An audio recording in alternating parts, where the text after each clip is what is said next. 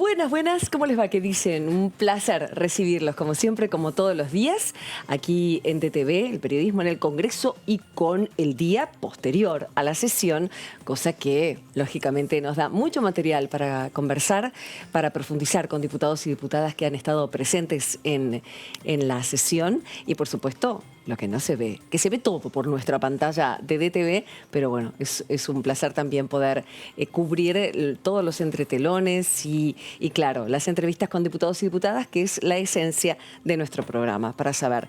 Ya tenemos una ley que tenía medio giro del Senado, que es el fortalecimiento a la sostenibilidad de la deuda pública, y otras 3 leyes que se van a girar al Senado, que fueron aprobadas ayer.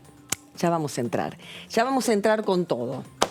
Compañera nueva, y eso es muy importante. Y acá la presentamos. Melissa, ¿cómo va? Hola, Karin, ¿cómo estás? Melissa Jofré, un gusto recibirte en la familia de DTV. ¿Todo en orden? Muchas gracias, igualmente. Todo bien. Me alegro mucho. Melissa es compañera parlamentaria de la revista El Parlamentario y que escribe en detalle todo lo que pasa. Por lo tanto, vamos a confiar a full en ella y en toda la información que nos van a dar. Y Amandita Alma. Hola, Man. Hola, ¿qué tal? ¿Cómo vas? Todo muy bien. Súper bien. Acá poseída por la Claudia y por Maluma en conjunto con mi Versace. Me encanta. Feliz, amo Versace. Es así. Es el ánimo que tenemos de viernes y de post-sesión. Más que interesante. Una sesión que se vio enmarcada con ciertos condimentos relacionados con la pandemia. Meli, ¿qué pasó? Sí, así es, Karin, una sesión que arrancó desde el comienzo, había una serie de homenajes y bueno, y tras el homenaje que hizo el jefe del Interbloque Juntos por el Cambio, Mario Negri, que recordó al ex legislador Raúl Baglini, ¿no? Que falleció el pasado 3 de enero. Se dio una situación en la cual el presidente de la Cámara, bueno, lo convocó, ¿no?, a un cuarto intermedio de 1 minuto. Pasó que el diputado Gustavo Mena, por Chubut, de la Unión Cívica Radical, dio positivo en el test de saliva, ¿no?, que se hacen los diputados antes de la sesión, sí, por protocolo.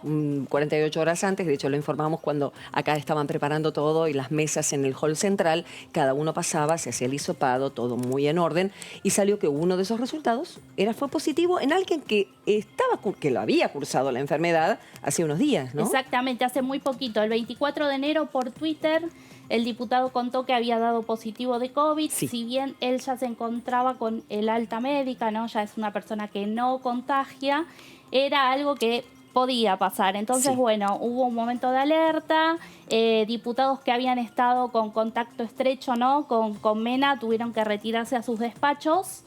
Pero luego llegó el resultado de otro hisopado que se había realizado Mena, el cual le dio negativo, efectivamente, y el director médico de la Cámara, Marcelo Alac, bueno, fue a transmitir justamente tranquilidad, ¿no?, al recinto, al resto de los diputados. Bien. Y bueno, los colegas de Mena pudieron volver a la sesión, ¿no? Todo un movimiento escénico importante, ¿no? Sí, lo que hay que... Cierto temor, sobra, sobre todo. Sin eso duda. Sobra.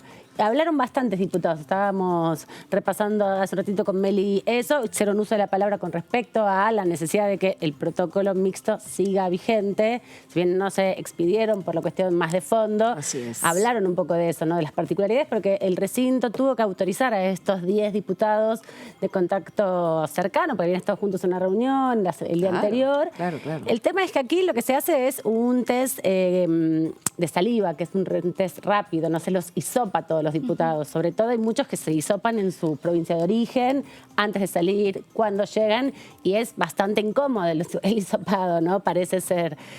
a mí no me ha tocado todavía hisoparme, entonces no tengo esa experiencia. Amanda, eso tenemos que pasar por la experiencia en algún momento. Ojalá que sea por prevención, ¿no? Digo, para informar. Meli sí pasó, se tuvo que hisopar. ¿Qué tal, Meli? ¿Molesta mucho? Sí, molesta un poquito de lágrimas. Hay gente que tiene problemas muy... Yo la fui a hisopar 2 veces a mi hija, afortunadamente todo bien, pero ella, una reina, de hecho la felicitaron, 13 años, y me dice, acá hay gente que patalea, me dijo la chica. Sí, claro. Bueno, por eso, es un test rápido que se hace antes del ingreso al recinto y se tuvo que hacer por eso la segunda confirmación, que es el hisopado. Fenómeno. momentos interesantes que vamos a ir repasando de la sesión de ayer.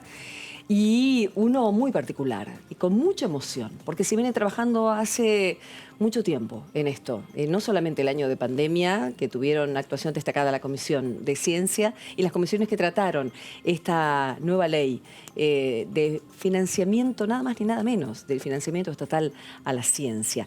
Y así se veía en este momento las congratulaciones y, lógicamente, los ánimos con entusiasmo del presidente de la Cámara de Diputados, el doctor Sergio Massa, con el ministro Roberto Salvarezza y distintas personalidades, ¿no? Chicas que acompañaron allí a la fotografía en el momento en que, claro, es ley y la situación que significa haber aprobado aquí este proyecto incrementando el presupuesto en el área. Estaba también la presidenta del CONICET y un subsecretario del ministerio que conduce Salvarezza. Ellos estuvieron durante todo el debate, estaban primero en uno de los palcos, luego bajaron.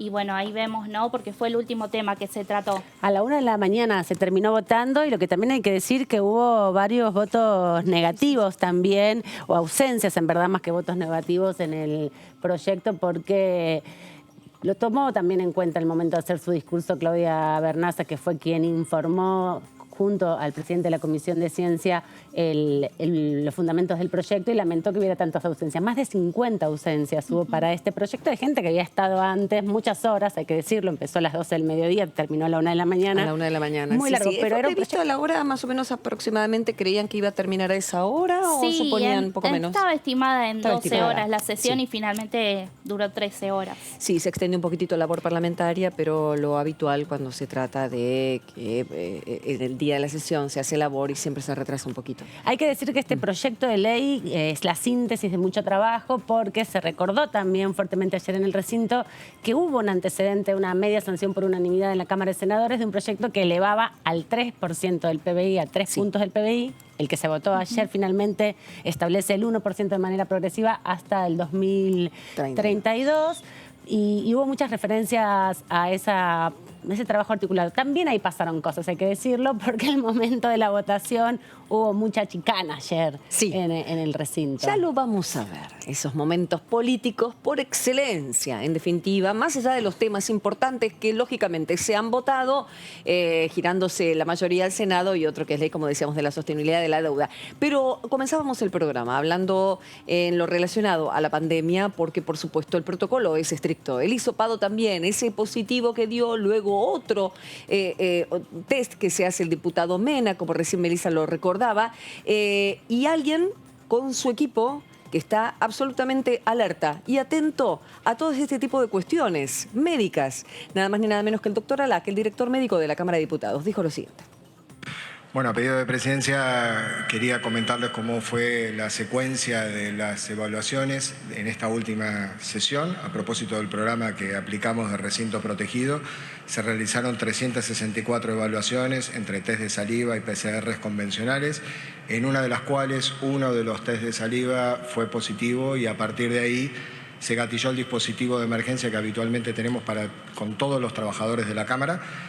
Así fue como se construyó la historia clínica del paciente y se empezó a trabajar un poquitito para conocer cuáles eran sus antecedentes. Quiero llevarles la tranquilidad de que la persona que dio positivo es una persona que ya tuvo COVID y esto actualmente ese resultado seguramente refleja fragmentos residuales del virus que no la transforman en una persona que esté transmitiendo ni contagiando la enfermedad. Esto para llevarle la tranquilidad a quienes hayan estado en contacto con él. De cualquier modo, me gustaría estresar y enfatizar la necesidad de sostener el aislamiento, el distanciamiento en las reuniones que ustedes tengan.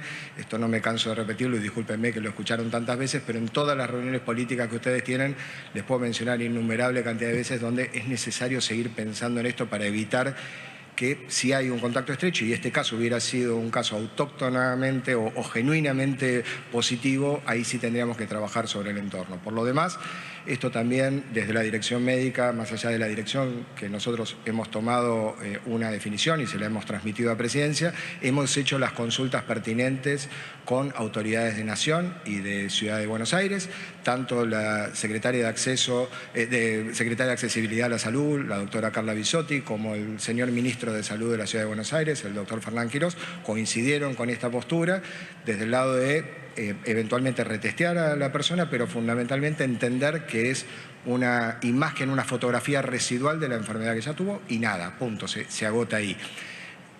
Paralelamente, quiero comentarles que se le hizo un test rápido a la persona en su domicilio, el test rápido fue negativo y en ese mismo acto también se le tomó una muestra para hacer un hisopado nasofaríngeo y completar el seguimiento de esta persona. Pero insisto, con respecto al entorno, a quien se le sugirió un aislamiento profiláctico, creemos que a esta altura, ya teniendo todos estos antecedentes que hemos logrado reconstruir, no es necesario que se sostenga ese aislamiento profiláctico y esto es lo que le hemos transmitido a la Presidencia.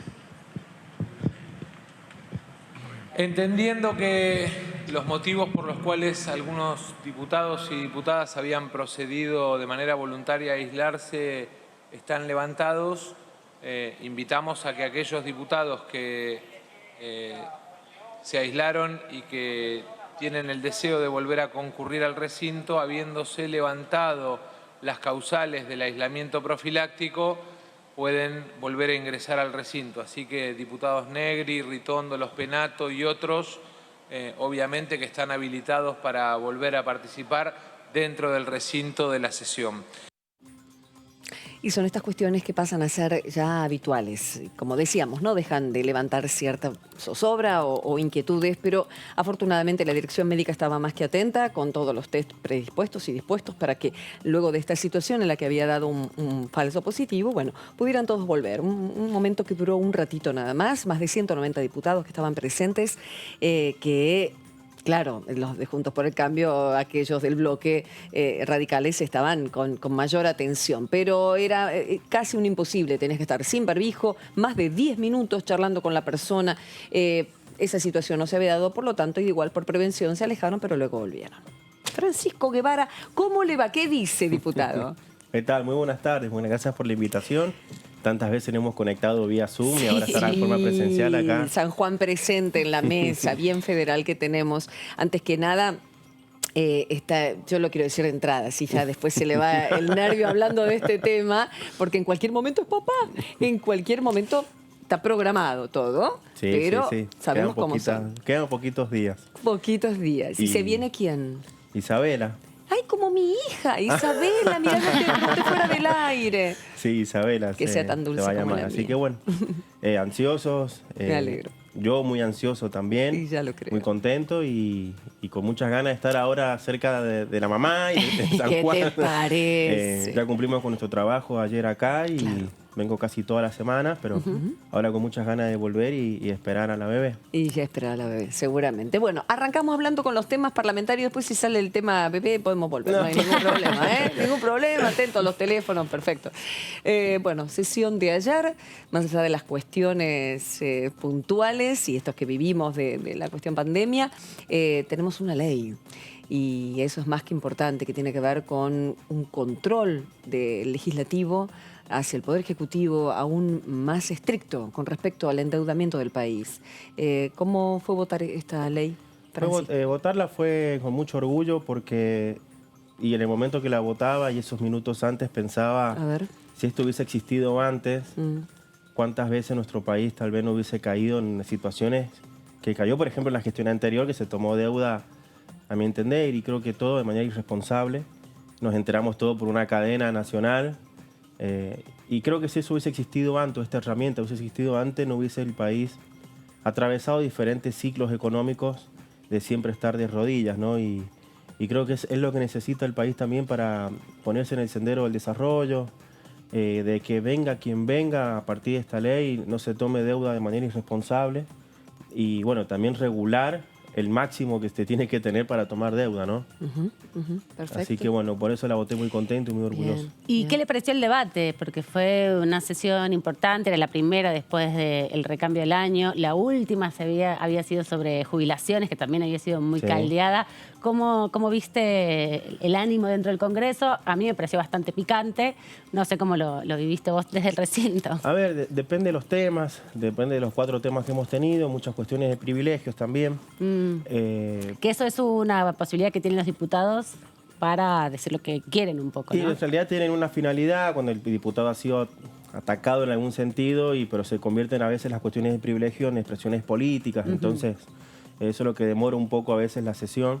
Pero una primera sesión, si bien digo, con el contenido que tiene que tener el Parlamento, que es de debate, de consensos, de marcar posiciones, y con 4 temas más que importantes, digo, lo del Ara San Juan, este reconocimiento extraordinario, o esta indemnización extraordinaria, lo de ciencia, lo de deuda, digo, temas más que importantes, y particularmente lo que fue del Ara San Juan también fue muy lindo escuchar algunos testimonios. Sí, sí. En mi provincia han habido tripulantes, familias que han sido afectadas, así que bueno, ahora cuando llego a San Juan voy a ver si tengo un tiempito para reunirme con esas familias también, transmitirle por ahí más cercano lo que es la ley, al que busca la ley, esta cuestión de si quieren renunciar o no a esos derechos que tienen, a juicios, si quieren tomar la indemnización. Claro. También digo, intereses de abogados que hay detrás de esas familias, que hay que tener mucho cuidado. Seguro. Entonces me gustaría, y voy a hacer las gestiones de juntarme con esas familias, que no son muchas, para bueno, explicarles más de cerca lo que es la ley.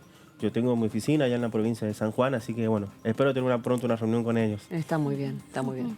Meli. Diputado, también ayer se votó una ley, ¿no?, que incentiva a las construcciones privadas y tiene un capítulo referido, ¿no?, al incentivo para aquellas construcciones, esas obras que se encuentran paralizadas. El ministro de Desarrollo Territorial dijo que son acerca de unas 55.000. ¿Cómo es la situación en la provincia de San Juan? Mira, en la provincia de San Juan tenemos, como en todo el país, digo, el sistema del IPB, este sistema conocido, estos institutos provinciales de vivienda, donde la familia paga una cuota y tiene ese ciclo de la cuota, que ese dinero vuelve, como una economía hay que vuelva, y que con ese dinero se vuelvan a invertir en casas. Por ejemplo, ¿cuánto tiene que esperar en San Juan alguien que se anota hasta que entra a la casa? Primero hay un Aproximadamente. proceso de cumplir los requisitos. Sí, claro. Que en eso inscribirse bajo un número de expediente en ese instituto, y también de acuerdo a la entrega de viviendas que hay del Estado, del gobierno provincial. Nosotros hemos tenido hace poquito un terremoto, Sí. donde bueno, Alberto Fernández, más allá de lo que tiene presupuestado la provincia ya, en la provincia se han erradicado más de 5.000 casas que eran ranchos, que eran viviendas precarias. ¿Por el terremoto? No, que perdón. se han erradicado, digo, desde el 2003 a la fecha. Ok. Más de 5.000 viviendas. Ahora se está por licitar lo que es una entrega de un barrio de 1.000 viviendas, porque se están haciendo barrios muy grandes. Claro. Ya hemos entregado otro. Entregado como parte del proyecto político que pertenece a la provincia con el gobernador Uñac, ¿no? Y ahora con la situación del terremoto, sé que bueno, el presidente Alberto Fernández a las poquitas horas fue. Después ha ido Catopodis, ha ido Ferraresi, y tengo entendido que son aproximadamente 2.000 viviendas que se van a empezar a construir para esas familias afectadas. Que no es que se hayan caído las 2.000 casas, que recuerdo que son situaciones o casas precarias o situaciones, digo, muchas han tenido grietas, muchas han tenido situaciones, digo, de que no se pueden restaurar. Así que ese plan de vivienda del gobierno nacional ha llegado a la provincia de San Juan. Y en cuanto al tiempo, depende, digo, a veces pasan 1 año, 2 años, depende también la gestión. En la gestión anterior, digo, en lo que fue 2015, 2019, presupuesto que la provincia tenía afectado a nivel nacional, o fondos nacionales nunca llegaron, y se tuvo que afrontar esas construcciones de viviendas con fondos provinciales.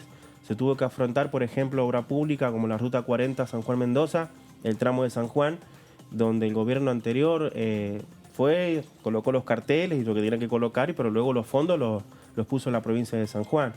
Y aún así, haciendo todo ese esfuerzo, los sanjuaninos todos los hacemos, no es un esfuerzo de un grupo nada más. Ese esfuerzo, aún así, la provincia tiene equilibrio fiscal.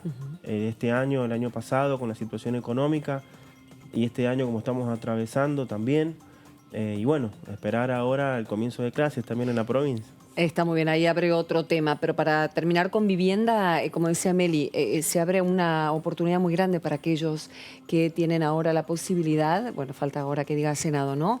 Y reglamentar la ley, pero la posibilidad de que los que quieran invertir en obra privada podrán hacerlo con mayores beneficios. En la provincia ya hay un relevo de aquellos que Ahora me voy a pueden reunir, esta ley. me pasó un informe algo el director del IPB de la provincia, muy bien, tengo muy que bien. llegar y reunirme con él de nuevo, Ajá. porque obviamente hay casas o hay proyectos que con el terremoto podrían sufrir alguna situación que no se pueden continuar, y está en esa etapa la provincia ahora, ¿bien? Lo importante es lo que sabemos que genera la construcción, y yo en mi provincia lo vivo con la obra pública, la cantidad de obra pública que tenemos. El disparador que es en materia económica, digo, no solamente en empleo directo y empleo de oficios y capacitados, arquitectos, ingenieros, albañiles, digo, sino también lo que motoriza en las ferreterías, lo que motoriza también, digo, en toda la economía esa diaria, que en mi provincia yo lo veo. De hecho, la provincia acompaña también con créditos provinciales a los empleados públicos, se le otorga un préstamo con una tasa casi del 20%. ¿Qué tasa de empleados públicos hay en San Juan, Francisco? El total, la planta aproximadamente están unos 3.000 personas. Pero en porcentaje de Digo, los trabajadores registrados, Claro, digo, y sí, para porque saber tenés policías, cuánto Sí. se calcularon unos 7.000 personas entre policías, docentes, Médicos. o sea, si tenés toda la Trabajadores de planta, justicia. 7.000 y entre 7.000 y 10.000 personas. Y más o menos un Porque porcentaje tenés muchos entre- contratados también, plantas permanentes. Claro, está. Más sí. o menos un porcentaje para tener idea, pues, para tener idea, porque uno se imagina que muchas provincias tienen una enorme cantidad de empleo público que después, por supuesto, hay que sostener. Y por eso la necesidad de abrir y de que haya más gente en blanco todavía, con la cantidad de leyes que tenemos para que eso suceda. Pero por eso te preguntaba, hay provincias que tienen una enorme totalidad. De los trabajadores registrados, ¿cuántos hay en la provincia? Y Más un trabajadores, mira, por porcentaje, ejemplo, con impuesto a las porcentaje. ganancias, son Sí. 15.000 personas las que las beneficia este tema del proyecto de ley del impuesto a las ganancias. Ajá. Más los empleos públicos, tenés de personas económicamente activas Sí. casi 160.000 personas. Te digo porque cuando llegaron el tema de los IFE o los ATP, tuvimos los informes de ANSES. Claro. Bien. Sí. Una población económicamente activa de 300 y pico mil, Perfecto. tener un trabajo registrado casi de 200.000 personas es bueno. Es un Sí. buen promedio. Es Sí, un buen ya lo creo. promedio. Sí. Y en cuanto pasa que en San Juan se diversificó también la economía, digo, pasó de una economía que decís vos, por ahí donde el Estado absorbía el rol central, La producción. luego lo que es la agricultura, Claro. con nuestras plantaciones, mucho, bueno, el vino, El la vino. uva, Claro.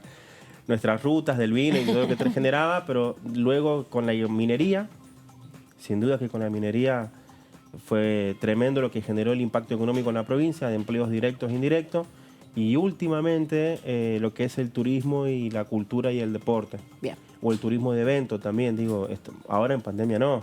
Claro. Pero hemos tenido Copa Davis, Top Sí, Race, motoriza una barbaridad. todo lo que eso. se genera porque tenemos también una infraestructura que acompaña y un nivel de organización y logística de esos eventos que acompañan. Digo, cuando venía una Copa Davis a la provincia, o un partido de Boca, que la Copa Argentina, o diferentes eventos del Top Race, por ejemplo, o el de MotoGP, el MotoGP no, perdón, el otro de motos que se genera, que es la segunda categoría, generan, digo, un movimiento económico Claro. importante, alojamiento, consumo de gastronómico, consumo también de lo nivel cultural, porque esas personas van al teatro el fin de semana. Conozco porque he sido director de turismo en la provincia de Que cultura además y estás en la Te iba a comisión, ¿no? hacer esa También. aclaración. Está hablando con conocimiento de causa el hombre, porque la vida. Conozco el impacto que genera esa economía en la provincia de San Claro, Juan pasa contra el turismo evento, y el y se nota, hace así la flecha, ¿no? Totalmente. De lo que es consumo, Totalmente, cuando venta. hace, por ejemplo, la Vuelta Internacional a San Juan, que la tenemos nosotros en la provincia en la época de enero. ¿Vuelta que ahora- internacional en qué es? En Ciclismo, exactamente. una de las más Gracias, importantes. Samantha, Que Sí. vienen- Lo mío con el deporte, te la debo. Soy fana de la bici, Por eso por dejo los eso. que Que saben vienen informar. deportistas y de diferentes países. Qué hermoso. Después eso lo tenemos en enero. Luego en febrero la Fiesta Nacional del Sol. Claro. También todo lo que genera, ¿no? Luego Semana Santa.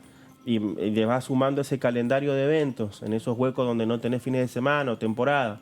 Eventos deportivos o eventos ese de congresos también, muchos. Sí. Congresos, digo, de diferentes materias.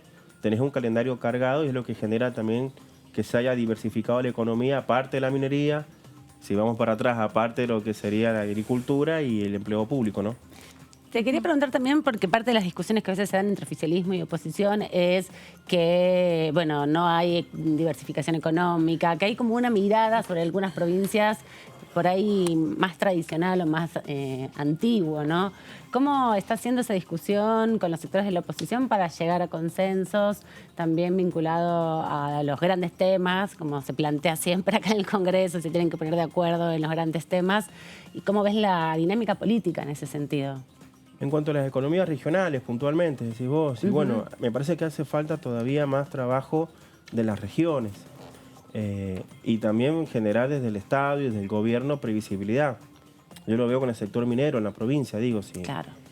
Si vos vas a la feria minera un año y tenés retenciones, al otro año vas y vendés la provincia con los recursos y todo lo que se puede trabajar, y no tenés retenciones y después volvés y tenés retenciones, De digo, nuevo, claro. volvemos a vivir nosotros. Yo no he ido a esa feria minera, pero el ministro de Minería me encuentra, el gobernador, todo, o sea, se hace muy difícil esa de no generar previsibilidad. Y creo que todos los sectores, en esto que decís vos, de diversificar la economía, la ciencia que hemos trabajado ayer, la tecnología, la economía del conocimiento, el desarrollo de esas otras actividades, y yo lo veo también en los jóvenes, el desarrollo de aplicaciones, de software, que hay que animarse también a esos jóvenes a acompañarlos, con legislación también seguramente. Estoy viendo que buscan ampliar la matriz energética en San Juan, otra de las trabajos que están haciendo en este sentido, de diversificación, además de lo tradicional que tiene la provincia para el dar. tema de energía es algo ¿Qué es importante. eso? La central hidroeléctrica El Tambolar. Tenemos en San Juan el río San Juan y lo que se ha generado son hasta ahora 2 diques que están en construcción, un tercero que está próximamente a terminarse y el cuarto es el Tambolar, que fue el presidente Alberto Fernández el año pasado y lo estuvo visitando y sería la 4ª generación de hidroeléctrica en la provincia. Bien. Recuerda que es una provincia que, bueno, ahora hemos tenido lluvia, pero en porcentaje de lluvia en el año es muy parecido a lo que sucede en el desierto de Sahara. Esa es la misma cantidad de agua que tenemos de lluvia, casi nada, ¿bien? Entonces, el agua que tenemos, que en este caso del afluente del río San Juan, es lo que tenemos que cuidar, aprovecharlo energéticamente, sumándole a eso lo que es nuestro sol. Casi más de 300 días intensos de sol tenemos, utilizarlo ese sol con los paneles de plantas solares. Claro. La energía fotovoltaica y digo, las energías limpias también que se le llama. Sí. De hecho, en San Juan el Ministerio de Ambiente hace mucho hincapié desde los más chicos y chicas en los jardines. Bien. Con escuelas de educación ambiental, Bien. en esto de la economía circular, sumándole estudios en cuanto a los paneles solares y el trabajo de energía. Bien. De hecho, Agustín Rossi hace poco, antes que yo venga para acá, hace 3 días, estuvo inaugurando en el RIM 22, en el Ejército de San Juan, una planta, unos paneles fotovoltaicos que generan casi el 50% del consumo del ejército. Bien. Así que Claro, imagínate... arranca por el Estado. Si no lo hace el Estado, después el incentivo al privado, porque después la Imposible. industria se queja, la industria tradicional. Y bien que se queja, pero es necesario Es la tener esa mirada coexistencia. estratégica, digo, en Sí. las regiones, los recursos que tiene cada región y cada provincia y aprovecharlos.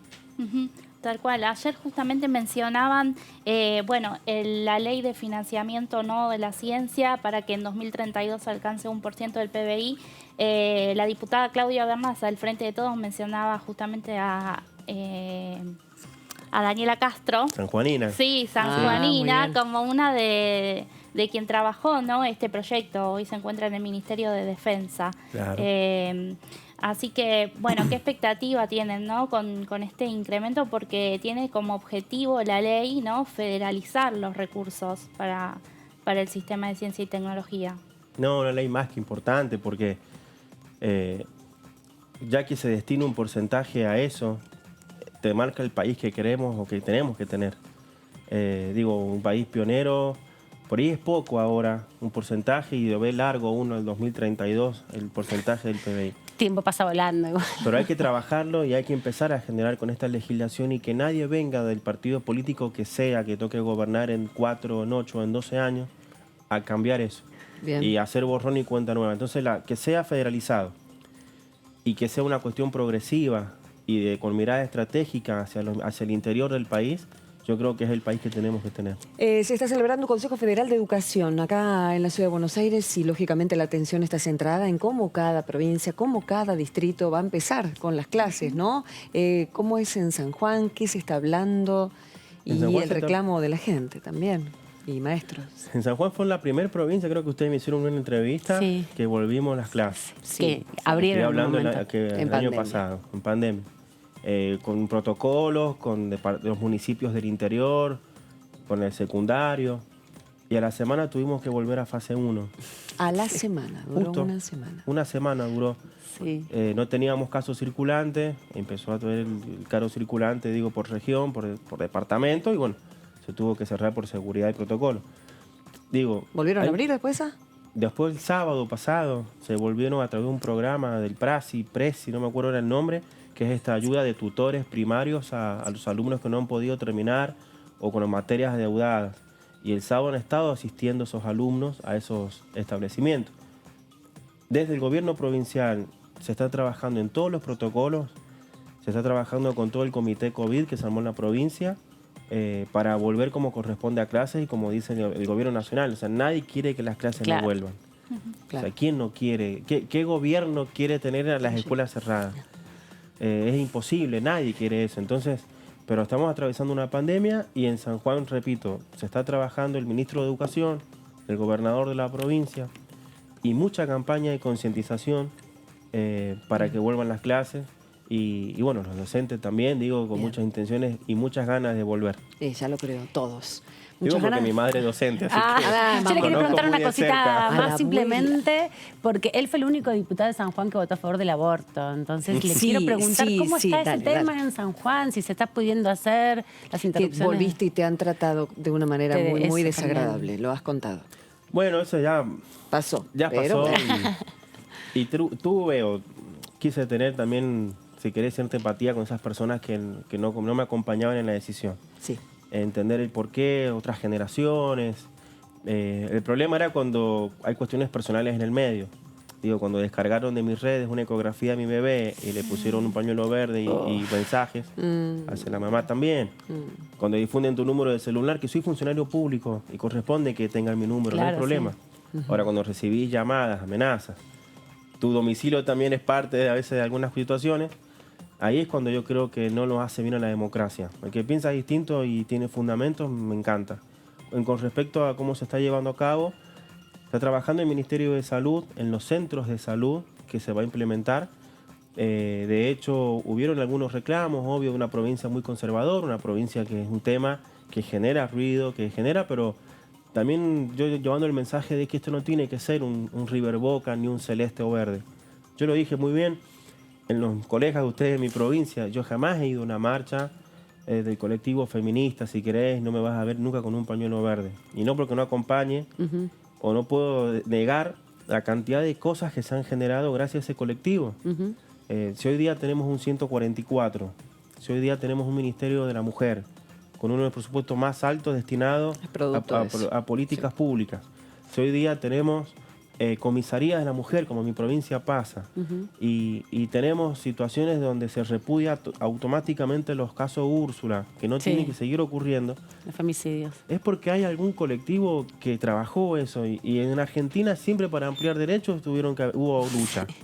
Nunca se ampliaron derechos pacíficamente, digo, nunca fue así. En Argentina siempre para ampliar derechos, para conquistar a veces cosas, se tuvo que luchar. Y no hablo de la lucha combativa, sino que hablo de esto, de las calles, de visibilizar las problemáticas. Bien.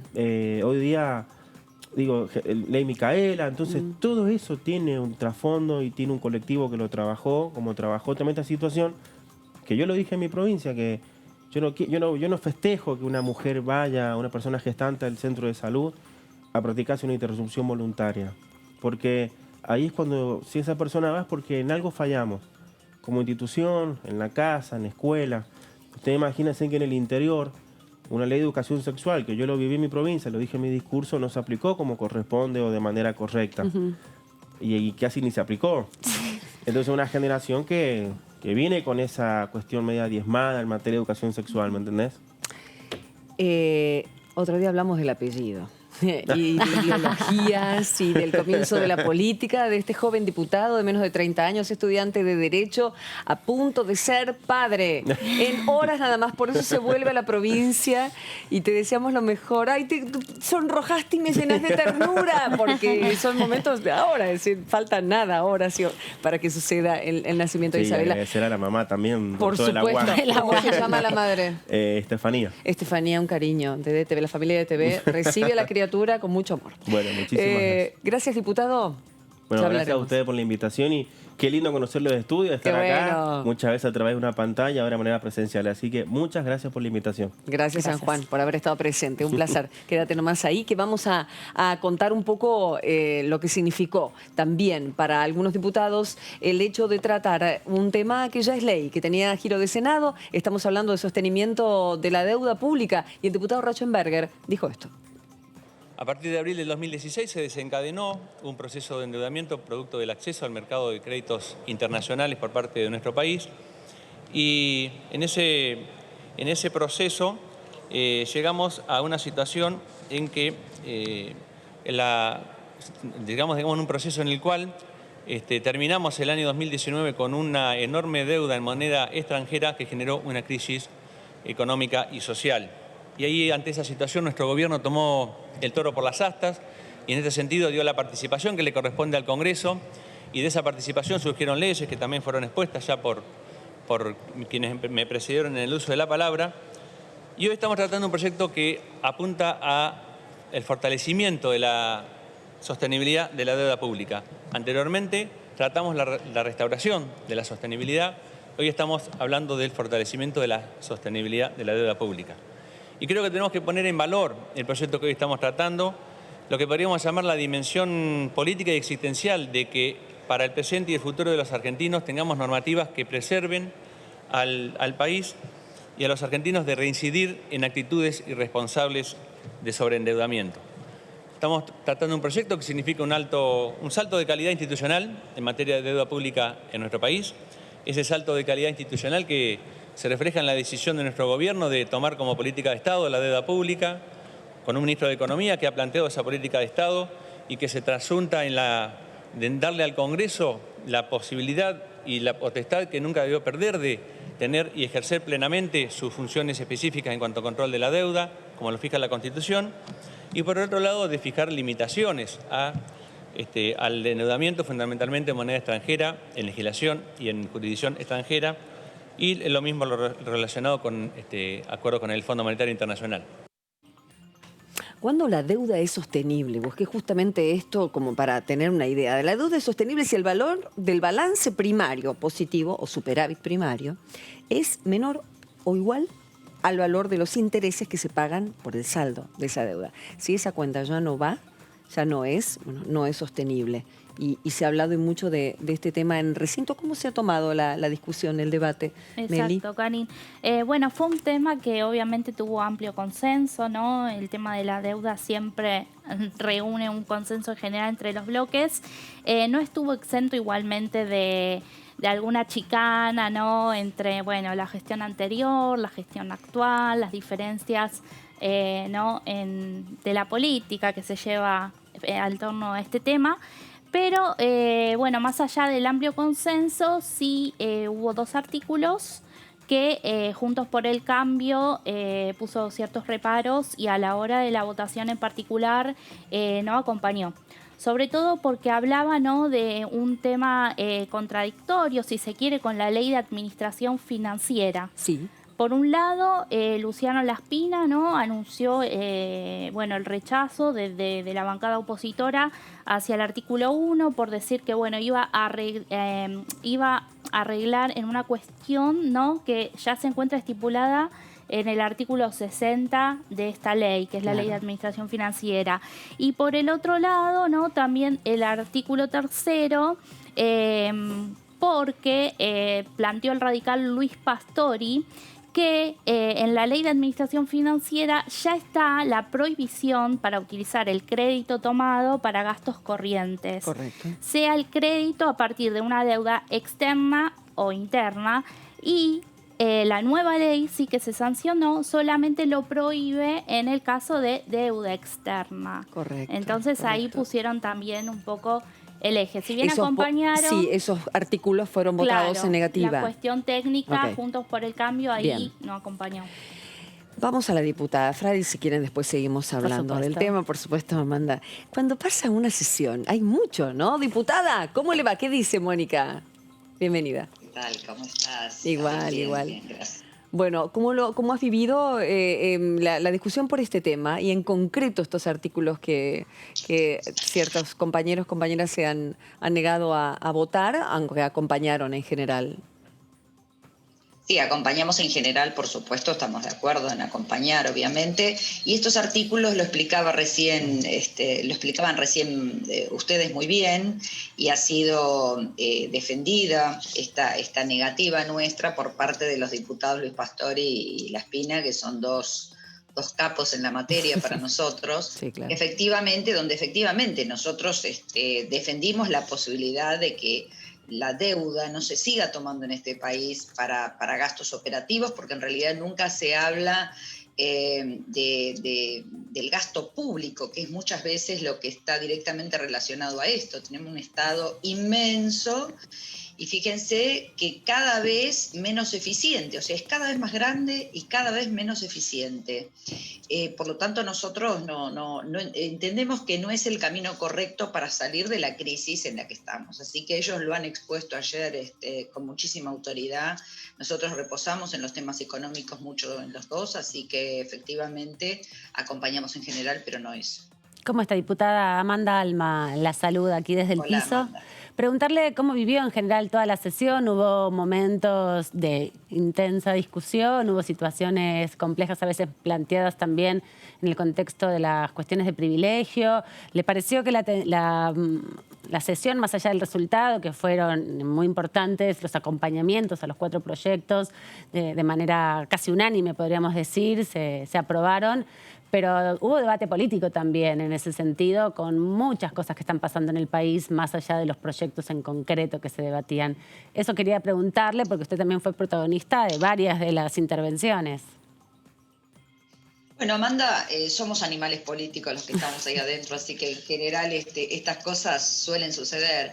Sí, si me decís, por ahí uno desearía a veces que el nivel no sea tan virulento de algunas cosas, y por alguna razón siempre se cae en momentos de virulencia, momentos inclusive que son innecesarios, pero bueno, ayer era una sesión tranquila, efectivamente estaban consensuados los proyectos, eran proyectos que nosotros por supuesto que avalábamos. Y bueno, siempre en las cuestiones de privilegio son esas cuestiones que uno quiere destacar porque son cosas que entiende que van pasando en el país que merecen ser puestas en valor y en visibilidad. Y a veces, bueno, querríamos poner muchas más cosas en el tapete, pero bueno, hay acuerdos también para que estas cuestiones de privilegio no sean interminables. Pero no tiene que ver la cuestión de privilegio con cuando un diputado o una diputada está aludida en alguna circunstancia. Digo, ¿no hay como una deformación últimamente o en los últimos años? Sí, absolutamente. Las cuestiones de privilegio, cuando uno las repasa, en realidad más de la mitad no entrarían dentro de lo que el reglamento interpreta como cuestiones de privilegio. Por eso ayer, en lo personal, cuando hablé de la cuestión de privilegio, hablé desde dónde lo hablaba como integrante de la Comisión de Derechos Humanos, para que se entienda que quería digamos, presentar que era una cuestión de privilegio, más allá de que el presidente de la Cámara y ningún diputado le da un marco a esas cuestiones, pero me parece que hay que hacerlo porque lo sano para todos es que el reglamento se cumpla como está previsto, porque si no las cuestiones son interminables. Así que en lo que a mí respecta, ayer la intervención fue justamente como integrante de la Comisión de Derechos Humanos de la Cámara. Diputada Melissa Jofre la saluda, ¿qué tal? Hola, Melissa. Bueno, justamente ayer la cuestión de privilegio que usted planteó giró en torno a la situación de Formosa. Fueron varios también los legisladores que luego se refirieron a ese tema. Después de haber participado de la comitiva de diputados que viajó a la provincia, ¿cómo se encuentra hoy la situación? ¿Ustedes siguen en contacto con personas de la provincia, con dirigentes?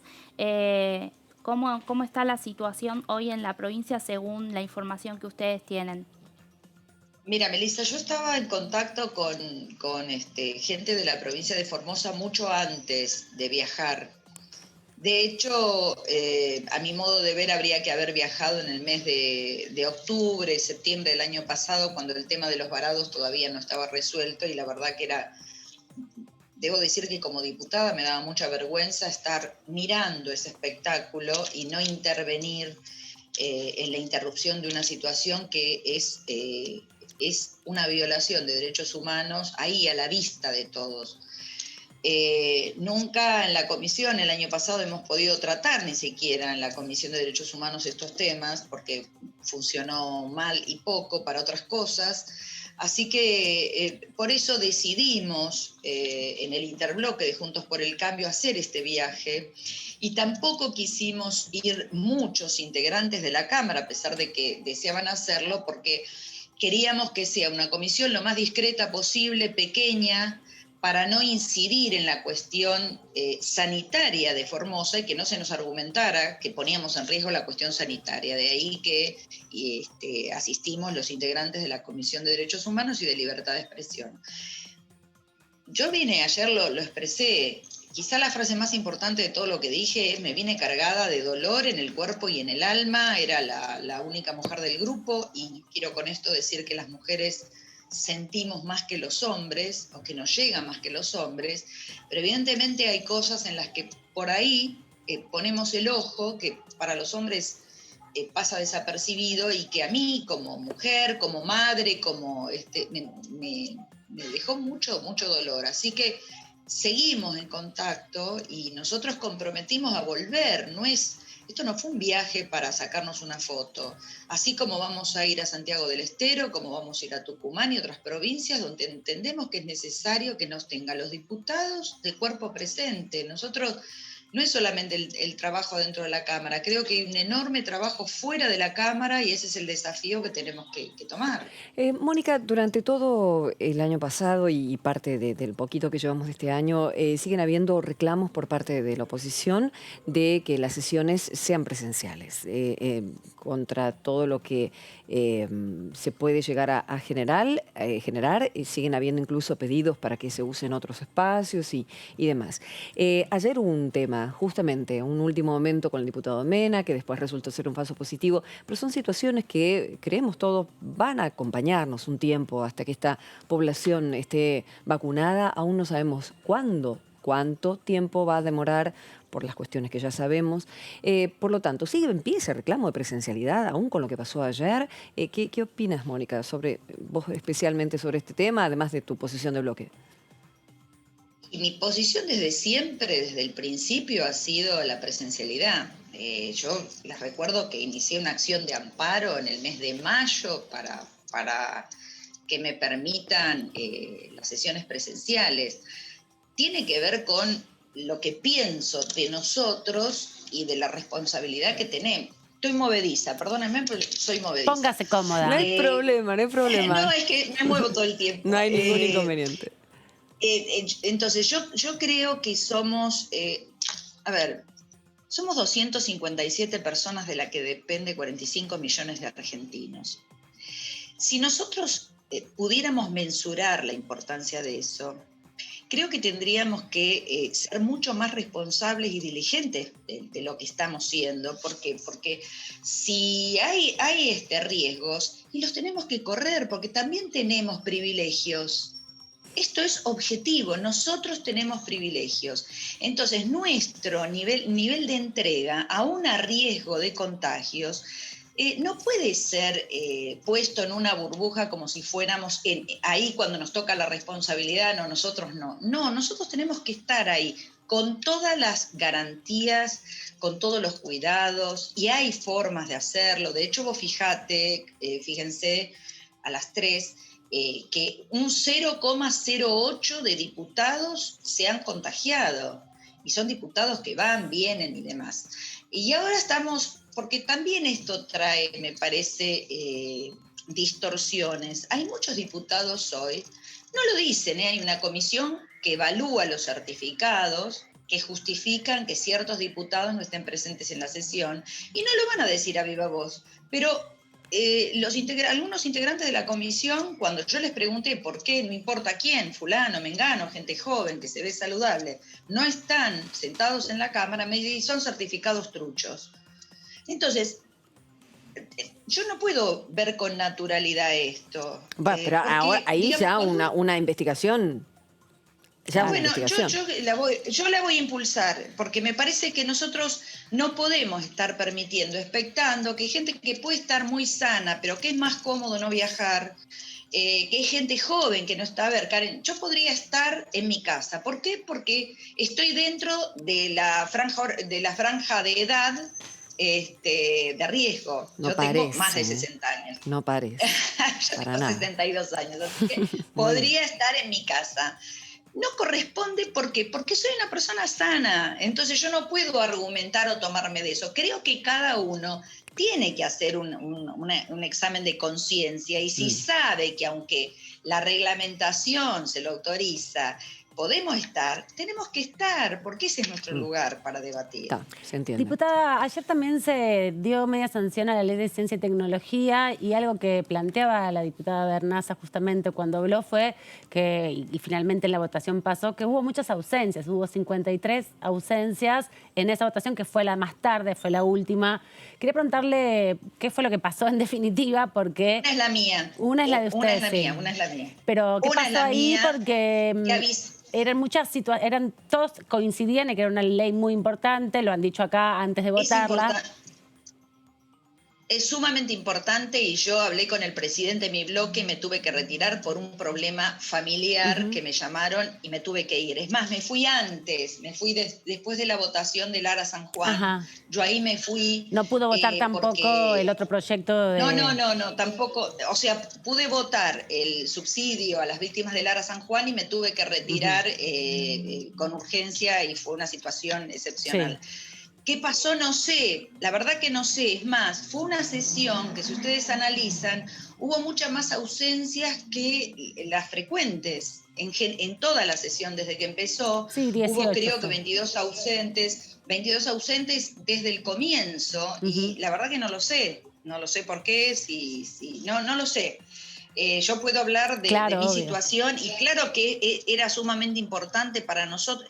Ayer fue... De consenso, era todo muy importante. Sí. O sea, lo que se votó era todo de mucha importancia, y que propendía, digamos, a cubrir las cosas que se estaban regulando de manera responsable. Así que... Le pregunto porque parte de la argumentación que también se había dado aquí a los colegas de usted que hemos entrevistado a lo largo de todo este año pasado con las sesiones remotas, se argumentaba que había facilitado muchísimo poder participar más allá que uno no estuviera.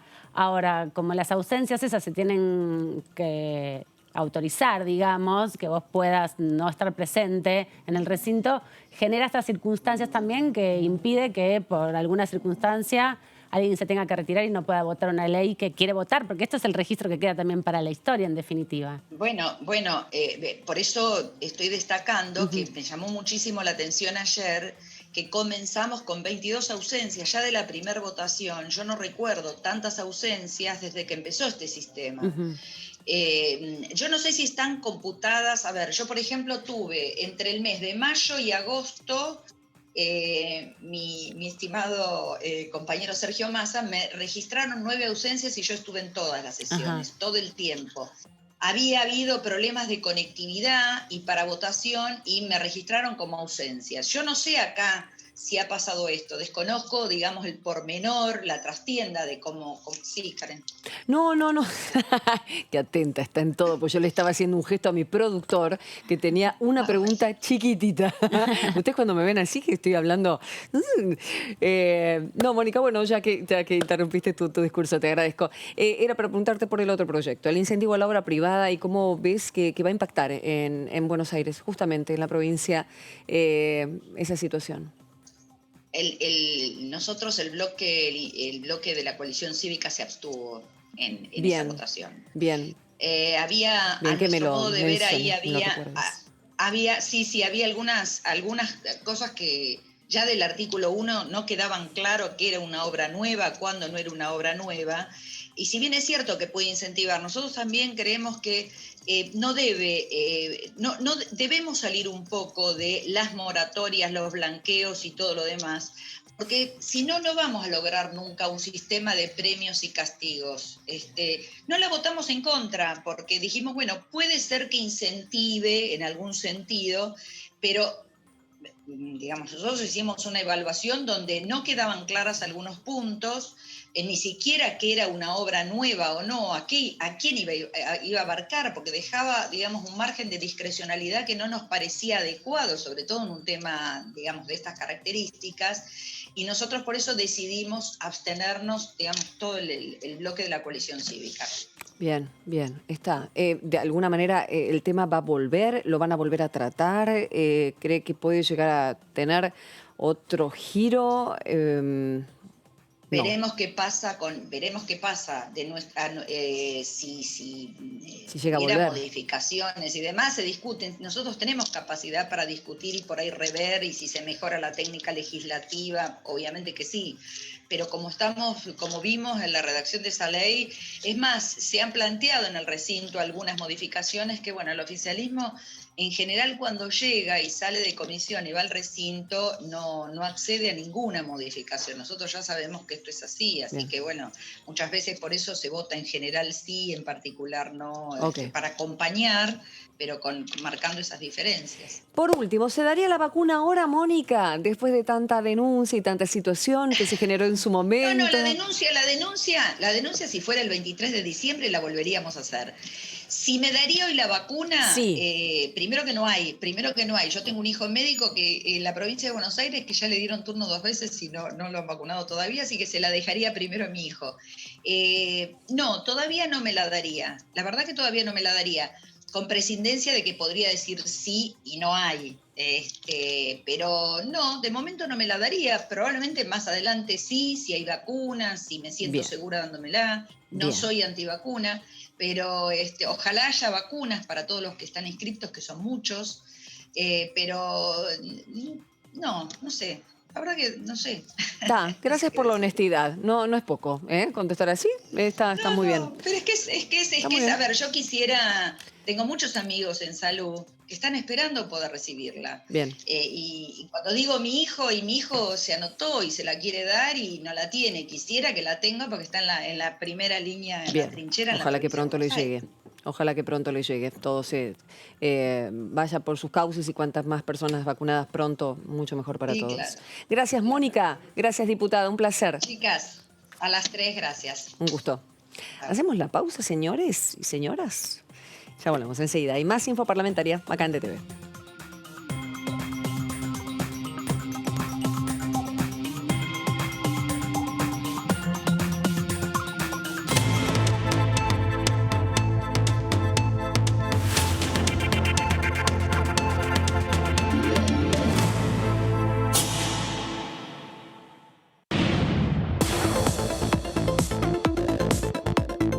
La voz de los diputados. La voz de las diputadas. La voz de la oposición. La voz de los que quieren cambiar la realidad. La voz de los que quieren una Argentina mejor. Tu voz en el Congreso. TTV, el periodismo en el Congreso, de lunes a viernes. En estos meses aprendimos muchas palabras nuevas. ¿Qué es un caso sospechoso?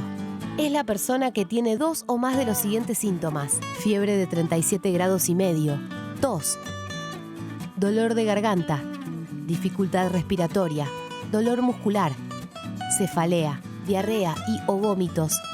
O si tenés solo pérdida brusca de gusto o olfato. También quien vive o trabaja en instituciones de internación prolongada. O es personal de tareas esenciales en esos establecimientos, comedores u otros espacios donde circula el virus. Para más información, llama al 120. Cuidarte es cuidarnos. Argentina Unida. Ministerio de Salud. Argentina Presidencia. Toda la actividad parlamentaria de la Cámara de Diputados. En la Cámara de Diputados de la Nación, la información es mucha. La cobertura del tratamiento político de leyes. En el recinto. En pasos perdidos. La opinión de los protagonistas. en comisiones. En los despachos. El día a día de los diputados y diputadas de la Nación. Y nosotros tenemos la mejor información. TTV, el periodismo en el Congreso, de lunes a viernes. El virus nos testea a nosotros. Quiere saber si aprendimos a cuidarnos y así cuidar a los otros. Respetá los 2 metros de distancia.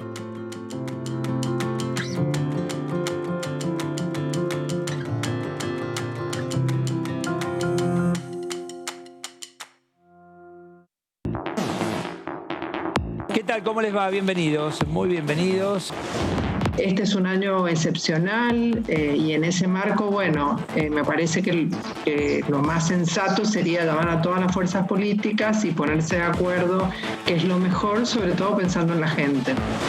Ahora el problema de la Argentina son los vagos que mantiene el Estado con los planes. Entonces se trata de construir un discurso político, de construir una mayoría social para atacar a un grupo. Este rebote, de alguna manera, implica que también debería haber mayor actividad económica como consecuencia de él, y esto tendría que traer aparejado una mayor recaudación. TTV, el periodismo en el Congreso, de lunes a viernes. El otro día falleció una chica joven, sin antecedentes, sin enfermedades preexistentes. Creo que la gente se olvida que esto le puede pasar a cualquiera. Necesitamos que se tome conciencia, que cada persona que se muere es una pérdida para sus familias. También lo es para nosotros. Los médicos estamos poniendo más que trabajo para salir de esta. Estamos poniendo el corazón. Estamos poniendo todo. Necesitamos que cada uno, desde su casa, haga su parte.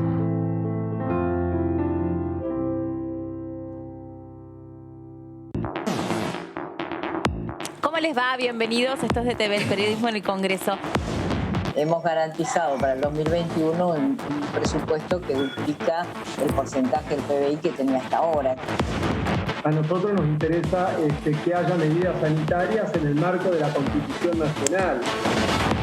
Las peleas que hay que dar para cambio de fondo, como proponemos nosotros desde la izquierda y proponen también muchos trabajadores, pero bueno, muchos sectores en el mundo, son peleas difíciles. TTV, el periodismo en el Congreso, de lunes a viernes. Formas correctas de usar el barbijo casero. Lávate las manos antes de ponértelo. Ajustalo a las orejas. La nariz y el mentón van adentro. Usalo al salir de casa, en el trabajo, en los momentos de descanso. No lo toques. Lávalo al regresar. Volvé a lavarte las manos con agua y jabón. Usar barbijo casero es responsabilidad de todos.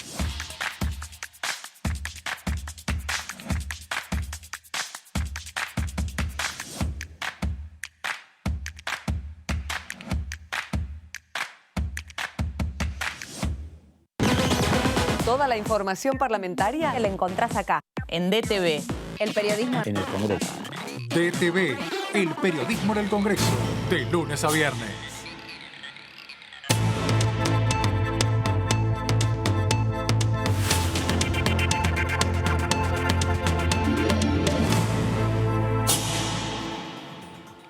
Sesiones extraordinarias. Ayer fue la primera de las sesiones en este periodo y hay temas que están siendo girados a Senado. Fueron 4 temas, uno ya es ley, la sostenibilidad de la deuda. Los otros 3 que se trataron serán girados a Senado. Uno de ellos lleva como número expediente 0013, Poder Ejecutivo 2020, proyecto de ley tendiente a otorgar por única vez un beneficio extraordinario a los y las familiares de los y las tripulantes del submarino Ara San Juan. Y este es el tema que vamos a tratar ahora en la voz de este diputado.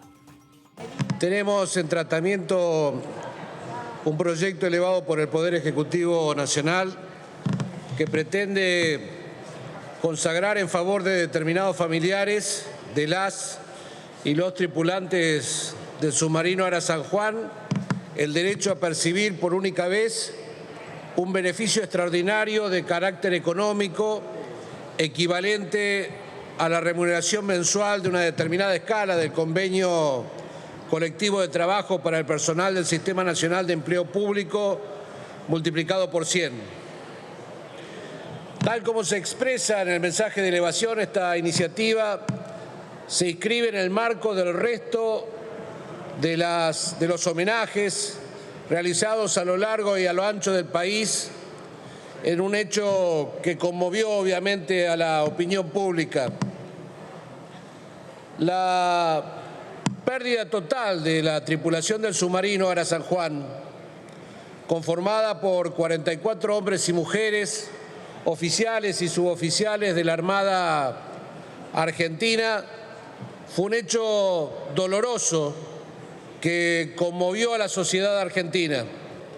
Lo que estamos a punto de sancionar, y debo decir que en el tratamiento que tuvimos en conjunto con la Comisión de Presupuesto y Hacienda y con la Comisión de Defensa Nacional, fue un tratamiento absolutamente respetuoso en el marco de un hecho simbólico que todos, interpretando el sentir de esa reunión, quisimos darle en homenaje a aquellos que hacen realidad eso que nosotros cantamos cuando decimos que estamos dispuestos a dar nuestra vida por la patria.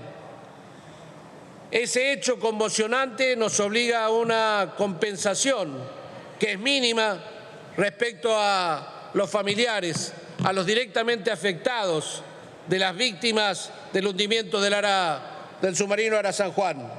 Por lo tanto, con estas pocas palabras, que de ninguna manera pretenden nada más que enmarcar el hecho y el tratamiento de lo que tenemos que votar, es que le pido a la Cámara que acompañemos con ese sentimiento que representa a todos los argentinos el voto favorable para este proyecto de ley. Lo tuvimos aquí al diputado Carlos Fernández, presidente de la Comisión de Defensa, un hombre profundamente comprometido, y así lo indicaban sus respuestas en lo que tiene que ver con la actuación legislativa en conjunto con la actuación del Estado en funcionarios del Ministerio de Defensa, en un trabajo muy conjunto que hizo cuando el actual ministro fue diputado, y nos hablaba incluso de que el centro, y no olvidar ahora, a partir de hace muy poco, que el centro de la República es Tierra del Fuego. Y me pregunta por qué. En ese momento salió el por qué, bien lo sabía, claro, porque hay un nuevo mapa. Hay un nuevo mapa donde se corren los límites, y fue uno de los temas también que se ha tocado a fines del año pasado, ¿no? Germán Martínez es el vice de la Comisión de Defensa, oficialista, opositor, era el diputado propinante. Dijo lo siguiente con respecto a este debate ayer, en la sesión de ayer. Obviamente venimos al tratamiento de este tema con el objeto de otorgar este beneficio extraordinario a las y los familiares de los tripulantes del submarino Ara San Juan, sabiendo que es un tema que todavía y por mucho tiempo va a seguir despertando sensibilidades, ¿no? Como todas estas leyes de este carácter, tratan de fijar el monto de lo que es el beneficio a recibir. Tratan de establecer también que la indemnización tiene un carácter de bien propio, de acuerdo a lo que dice nuestro Código Civil, distinto al sistema que generaría la distribución a partir de que si esto fuese considerado un bien ganancial. Prevé la distribución de los recursos entre los beneficiarios, fija una autoridad de aplicación y establece además que de existir acciones judiciales contra el Estado Nacional fundadas en los mismos hechos, es necesario avanzar para quienes pretendan acogerse al desistimiento de esa acción.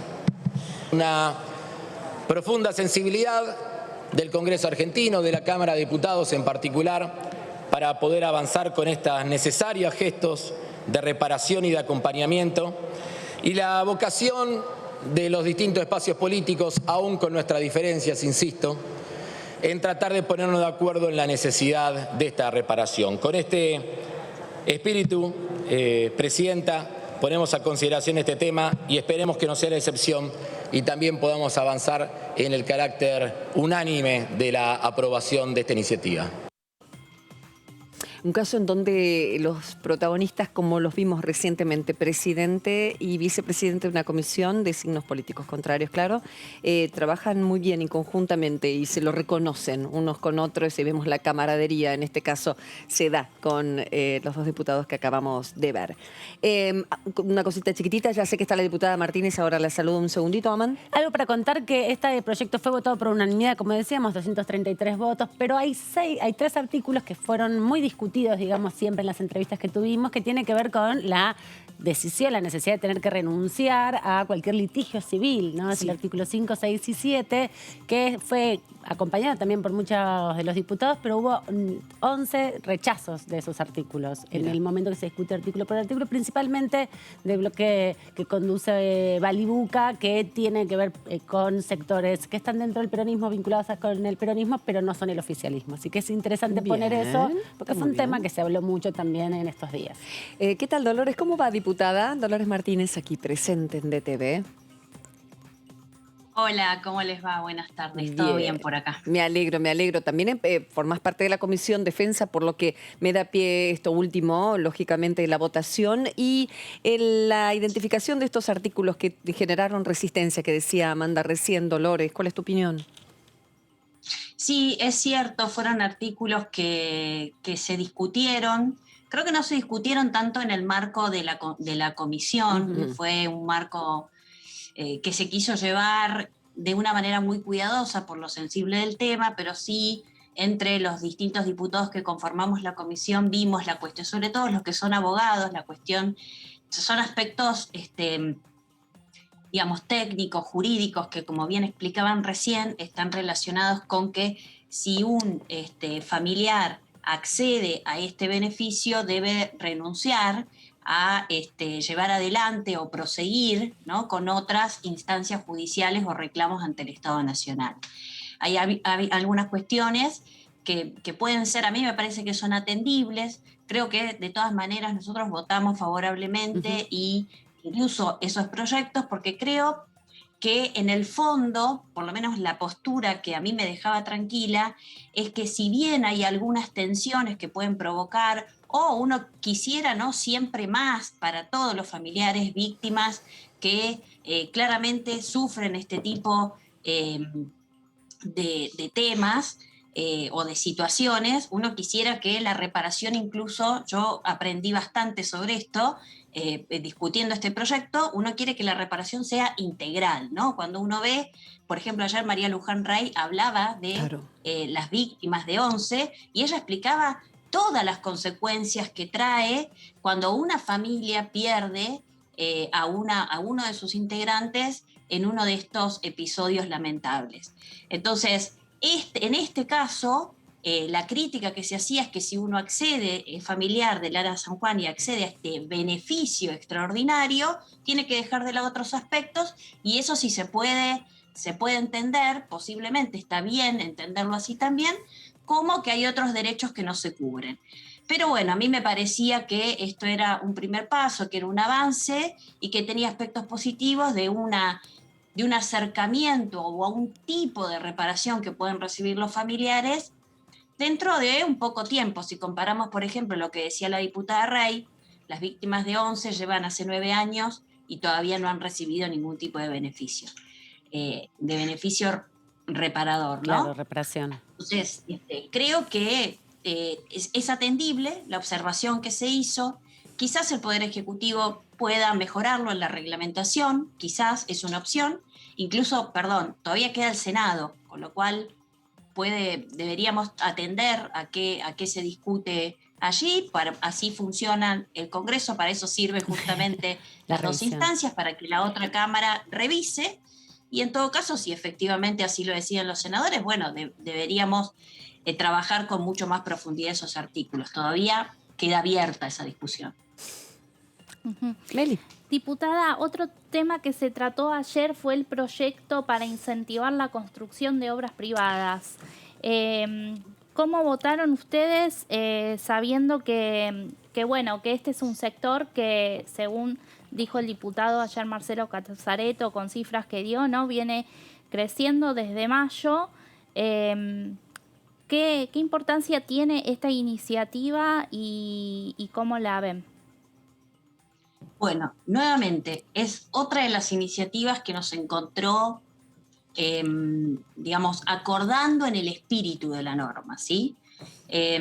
¿Por qué? Porque es importante atender a uno de los déficits más importantes que tenemos en la Argentina, que está relacionado con el déficit habitacional, ¿no? Entonces, me parece que establecer un marco, ¿sí? Y distintas herramientas que promuevan o incentiven la construcción privada y que nos encuentren a todas las fuerzas políticas junto al Poder Ejecutivo poniendo el foco en eso ya de por sí, digamos, en esta coyuntura política que vivimos en la Argentina, que siempre está como muy agrietada, y yo que siempre suelo marcar esas cosas, yo celebro que que ocurran este tipo de debates. Nosotros acompañamos la propuesta por esto que le estoy marcando, por el espíritu sobre todo. Es una propuesta del Poder Ejecutivo, es una propuesta además que, según lo que se ha especificado en los discursos de los diputados y diputadas oficialistas, viene de la mano del ministro del Hábitat de la Argentina, el ministro Ferraresi. Recuerden que hubo un cambio en los ministros el año pasado, teníamos otra ministra, la ministra Bielsa, y una de las críticas que se le había hecho a la ministra anterior era que ella no había podido avanzar en la planificación que se había establecido con respecto a la construcción.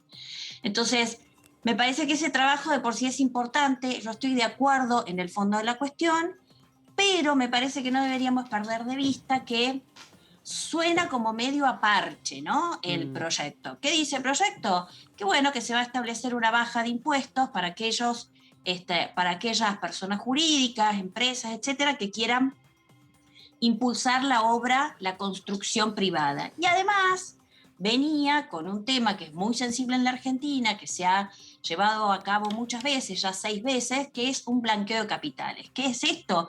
Que las personas que tienen activos financieros no declarados lo puedan hacer en este marco, siempre y cuando vayan a destinar esos fondos que los tienen en negro a inversiones en construcción privada.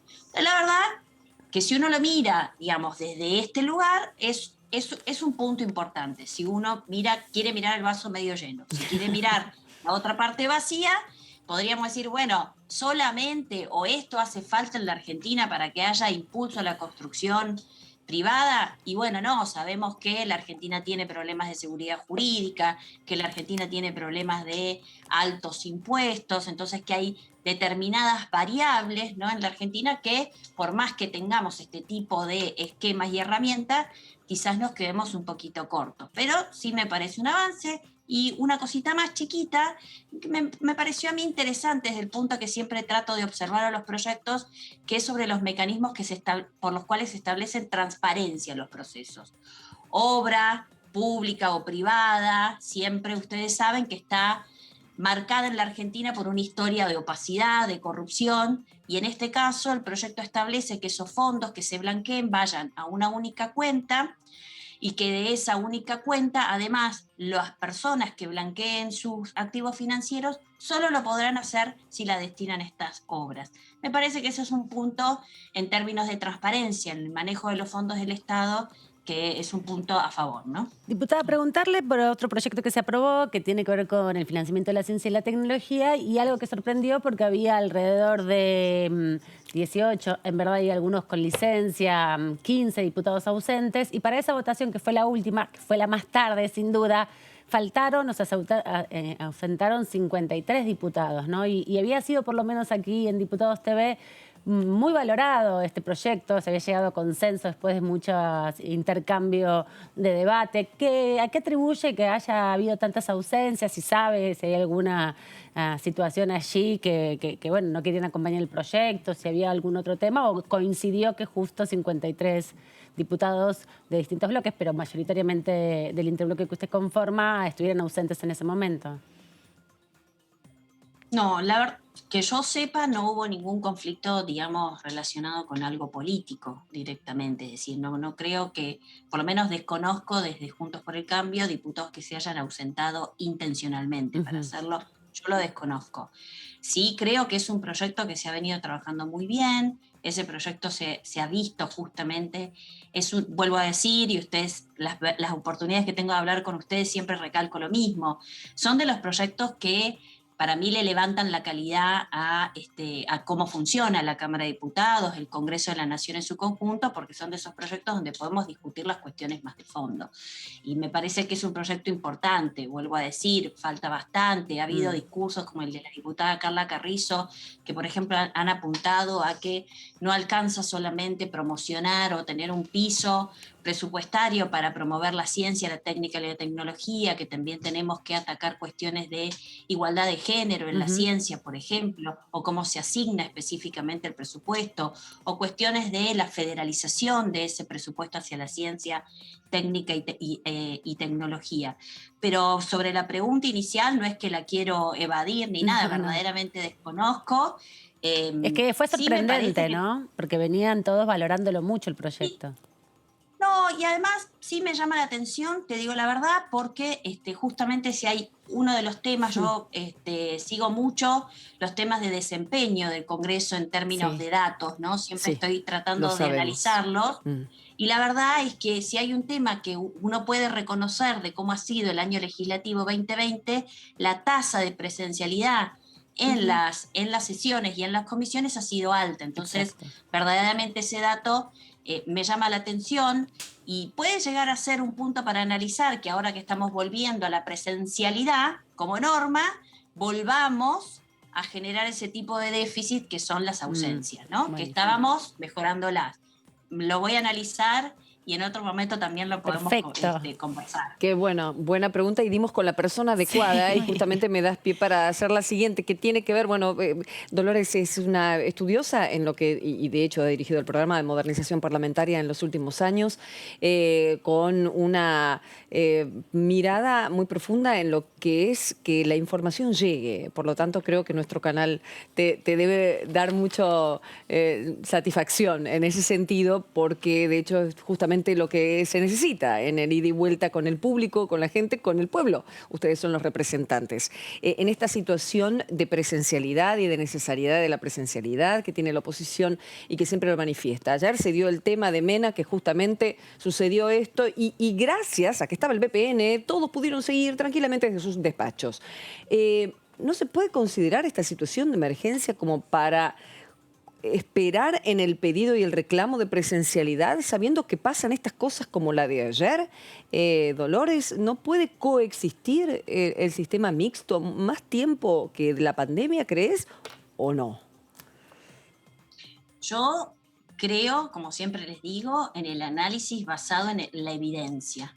Entonces les cuento, por ejemplo, y de paso, por supuesto, a la gente, que es que me estoy justamente abocando a poder analizar eso, porque no solamente uno tiene que analizar las cuestiones políticas, ¿no? O las oportunidades, sino también qué desempeño y cuánto nos sirve este tipo de herramientas. Yo soy de la idea, por la percepción que tengo de lo que pasó el año pasado, que es un sistema que funciona muy bien. Como cuando a mí me preguntan, yo digo, para mí está aprobado, tiene un 7, ¿sí? por distintos aspectos. Pero creo que tenemos que ser cuidadosos para cómo lo vamos a seguir utilizando. ¿Nos sirve? Sí. Bueno, ¿cómo lo vamos a seguir utilizando? De hecho, tengo conversado y también pedido formalmente a la presidencia de la Cámara, a la Secretaría General, que me puedan brindar y publicar información respecto a estos datos. Por ejemplo, cuántos diputados pudieron conectarse, cuántos tuvieron problemas para la conexión, qué tipo de problemas tuvieron, si son incidencias del propio sistema, si los problemas no son del sistema, no son de la Cámara, son problemas de conectividad, y eso hace a que sigamos insistiendo que necesitamos tener una planificación nacional mucho más consistente y fortalecida respecto a la infraestructura en conectividad en la Argentina. Esto se ha discutido mucho en el marco de la educación a distancia, pero no se discute tanto en el marco de las cuestiones laborales, si se quieren, y ahí también, por supuesto, podemos incluir al Congreso de la Nación. Entonces, una vez que nosotros podamos, y esta seguramente será mi propuesta para elevar a la Comisión de Modernización del Funcionamiento Parlamentario,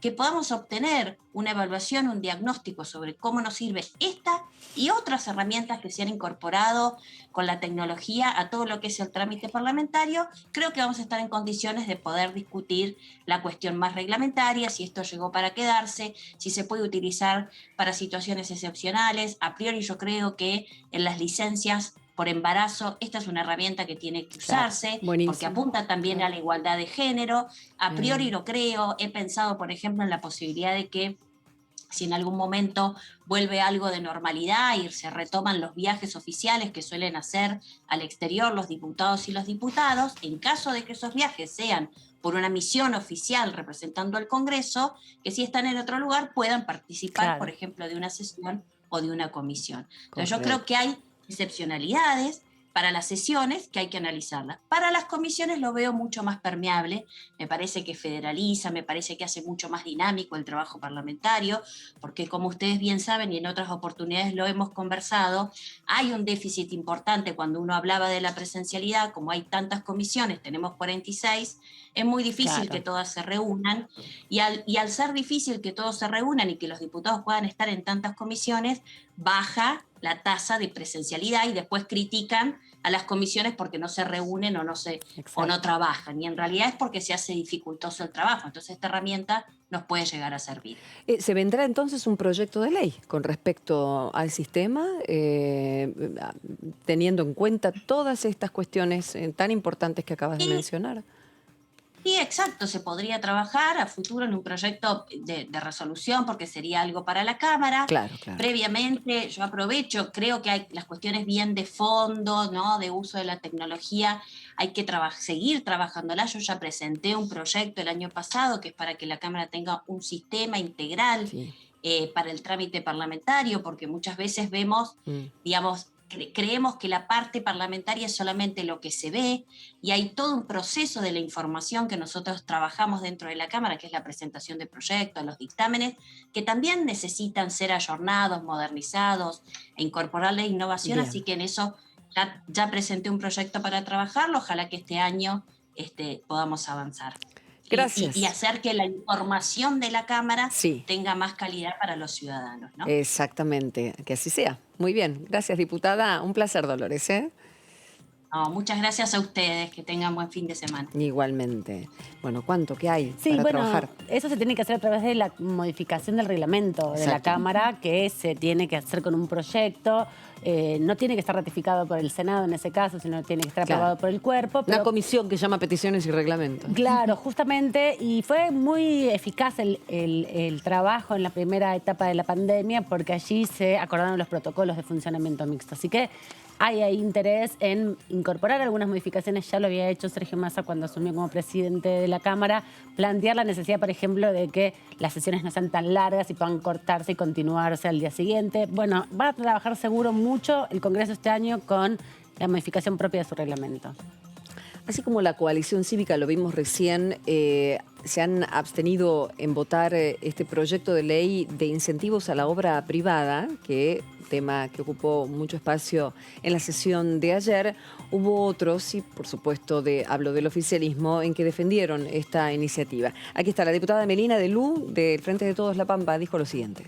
Teniendo en cuenta que la actividad de la construcción es estratégica por su aporte al Producto Bruto Interno y a la generación de puestos de trabajo genuino, tanto por sus efectos directos como por su cadena de valor agregado, y que yo lo entiendo como una parte importantísima de un círculo virtuoso de la reactivación económica, pero que, sin embargo, por el deterioro del contexto macroeconómico de los últimos años, así como los efectos económicos de la pandemia del COVID-19, han afectado severamente el desarrollo de la actividad como tal, así como su potencial para incentivar el desarrollo económico, disminuir la pobreza y ni que hablar del déficit habitacional.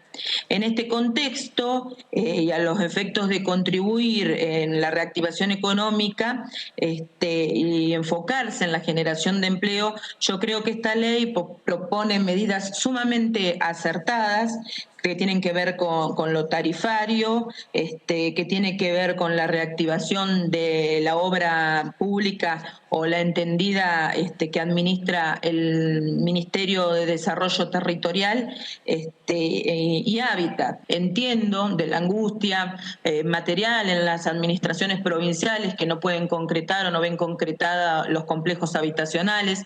Entiendo también de las necesidades de aquellos que pasan todos los días frente al loteo donde están construyéndose las viviendas y las ven abandonadas, las ven deterioradas y que no llegan a la conclusión que realmente se deberían arribar. Dotar al Ministerio de esta herramienta a través del agregado que se hizo al texto original en el artículo 3º ha sido sumamente acertado porque vamos a poder terminar las casi 55.000 unidades habitacionales que hoy día se encuentran paralizadas y en distintos estadios de avance de obra.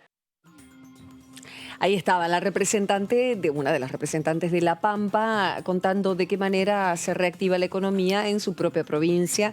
Claro que diputados y diputadas hicieron lo propio cuando se trató de comentar este tema. Repetimos, las abstenciones fue por parte del bloque de la coalición cívica y como negativo votaron los diputados del Frente Izquierda, Nicolás del Caño y Juan Carlos Giordano. El diputado Amaya, también del PRO Tucumán, habló sobre este proyecto, así se expresaba. En el día de ayer trabajamos la Comisión de Vivienda y Ordenamiento Urbano y Presupuesto y Hacienda y por unanimidad sacamos este dictamen de este proyecto que es fundamental para la reactivación económica de nuestro país y principalmente para el sector de la construcción. Porque esto va a generar puestos de trabajo de manera concreta. Es el proyecto, como bien lo dijo, de incentivo a la construcción federal y de acceso a la vivienda.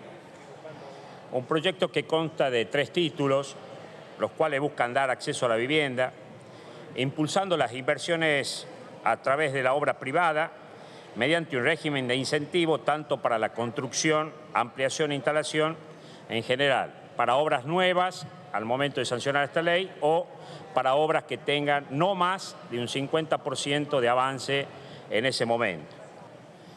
Y esta ley que hemos trabajado en forma conjunta, las 2 comisiones y todos los bloques, habla a la clara que tiene un solo objetivo, es el beneficio a los argentinos, a través del trabajo y a través de brindarle una vivienda digna a tantos argentinos que hoy sueñan con tenerla.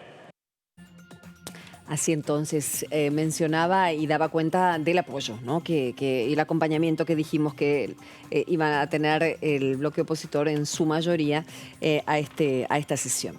Y ahí está, el diputado Yedelin esperándonos como última intervención en vivo de la tarde. ¿Cómo va, diputado? ¿Qué cuentas? Hola Karin, ¿cómo están? El gusto de verlas y escucharlos. Bien. Bueno, no tardó tanto. La sesión fue bastante, dentro de todo, en el horario que se pretendía. No tanta madrugada encima, cosa que les vino bien a todos, sobre todo a ustedes y a nuestros compañeros que están cubriendo, ¿no? Dígame una sensación de la sesión de ayer. Finalmente, que se logró, ¿no? Y no es poco. Sí, me parece que es importante que hayamos podido tener una sesión en extraordinarias después de tanto esfuerzo, ¿no? Para poder consensuar los protocolos, las formas, la pandemia siempre complicando esto. Inclusive tuvimos un episodio en mitad de la sesión que apareció un diputado que ya estaba curado en realidad de COVID, pero que seguía dando positivo en su PCR, a pesar de que eso ya no contagia. Ustedes saben que después de que uno tiene la enfermedad puede seguir mostrando PCR positiva durante un tiempo más o menos prolongado, pero a los 10 días de que uno ya, digamos, ya no tiene síntomas por más de 2 días, y han pasado 10 días desde la PCR positiva, la verdad es que la persona ya no contagia, y por eso se da de alta a la persona sin PCR, o sea, no se hace PCR para el alta. Es un Lo que tema... pasa es que después con estos sistemas de burbuja no, que se hacen ahora, a uno lo vuelven a hisopar, y entonces vuelve a aparecer positivo, y bueno, entonces estos pacientes, el diputado que dio positivo,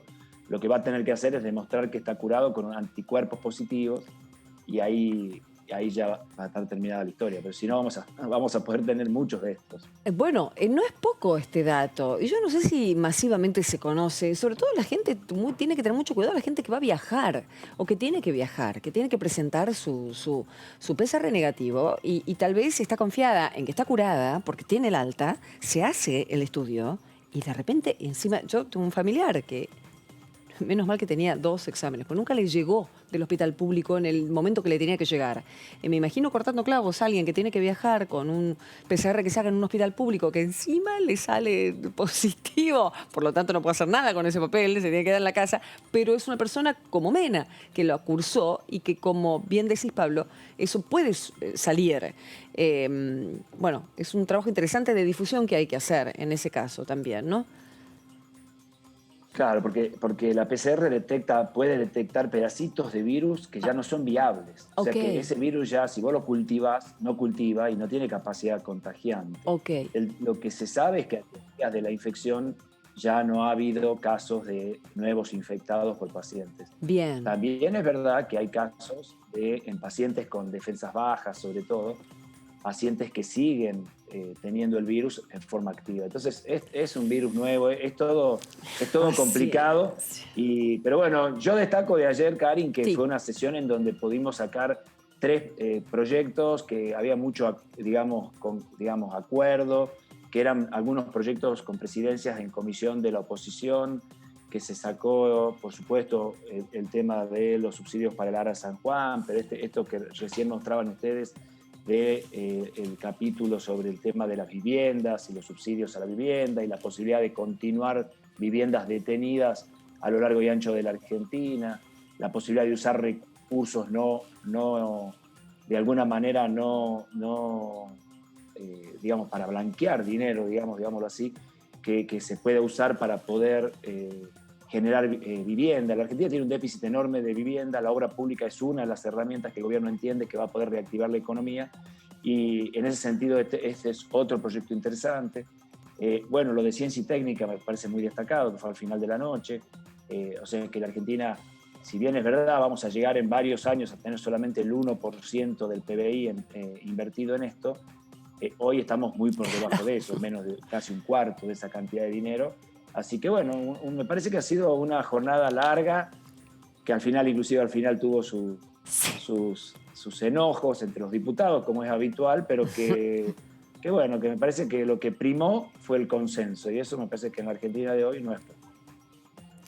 Diputado, preguntarle, seguramente vamos a hablar de las vacunas, que ya que lo tenemos acá, le vamos a preguntar de todo con respecto a eso, pero antes quería volver un poquito a la Ley de Ciencia y Tecnología. Se hicieron discursos muy importantes, hubo ahí algunos pasajes de facturas que se hicieron entre oficialismo y oposición, pero me gustaría que nos pudiera explicar, porque es importante que el Estado garantice este piso mínimo de inversión, ¿no? En la ciencia y la tecnología en un país tan grande y diverso como es el nuestro.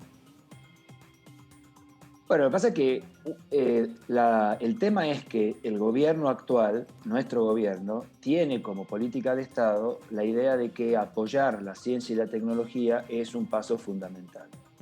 La discusión que se da y las chicanas que se dan son que nosotros no nos olvidamos que el gobierno anterior había dejado al Ministerio de Ciencia y Técnica, lo había hecho desaparecer, y la verdad que no había habido un apoyo importante a la ciencia y la tecnología del sector público. Obviamente que el apoyo a la ciencia y la tecnología en la mayoría de los países del mundo es de ambas partes. O sea, el Estado invierte, pero el 70% de la inversión es privada.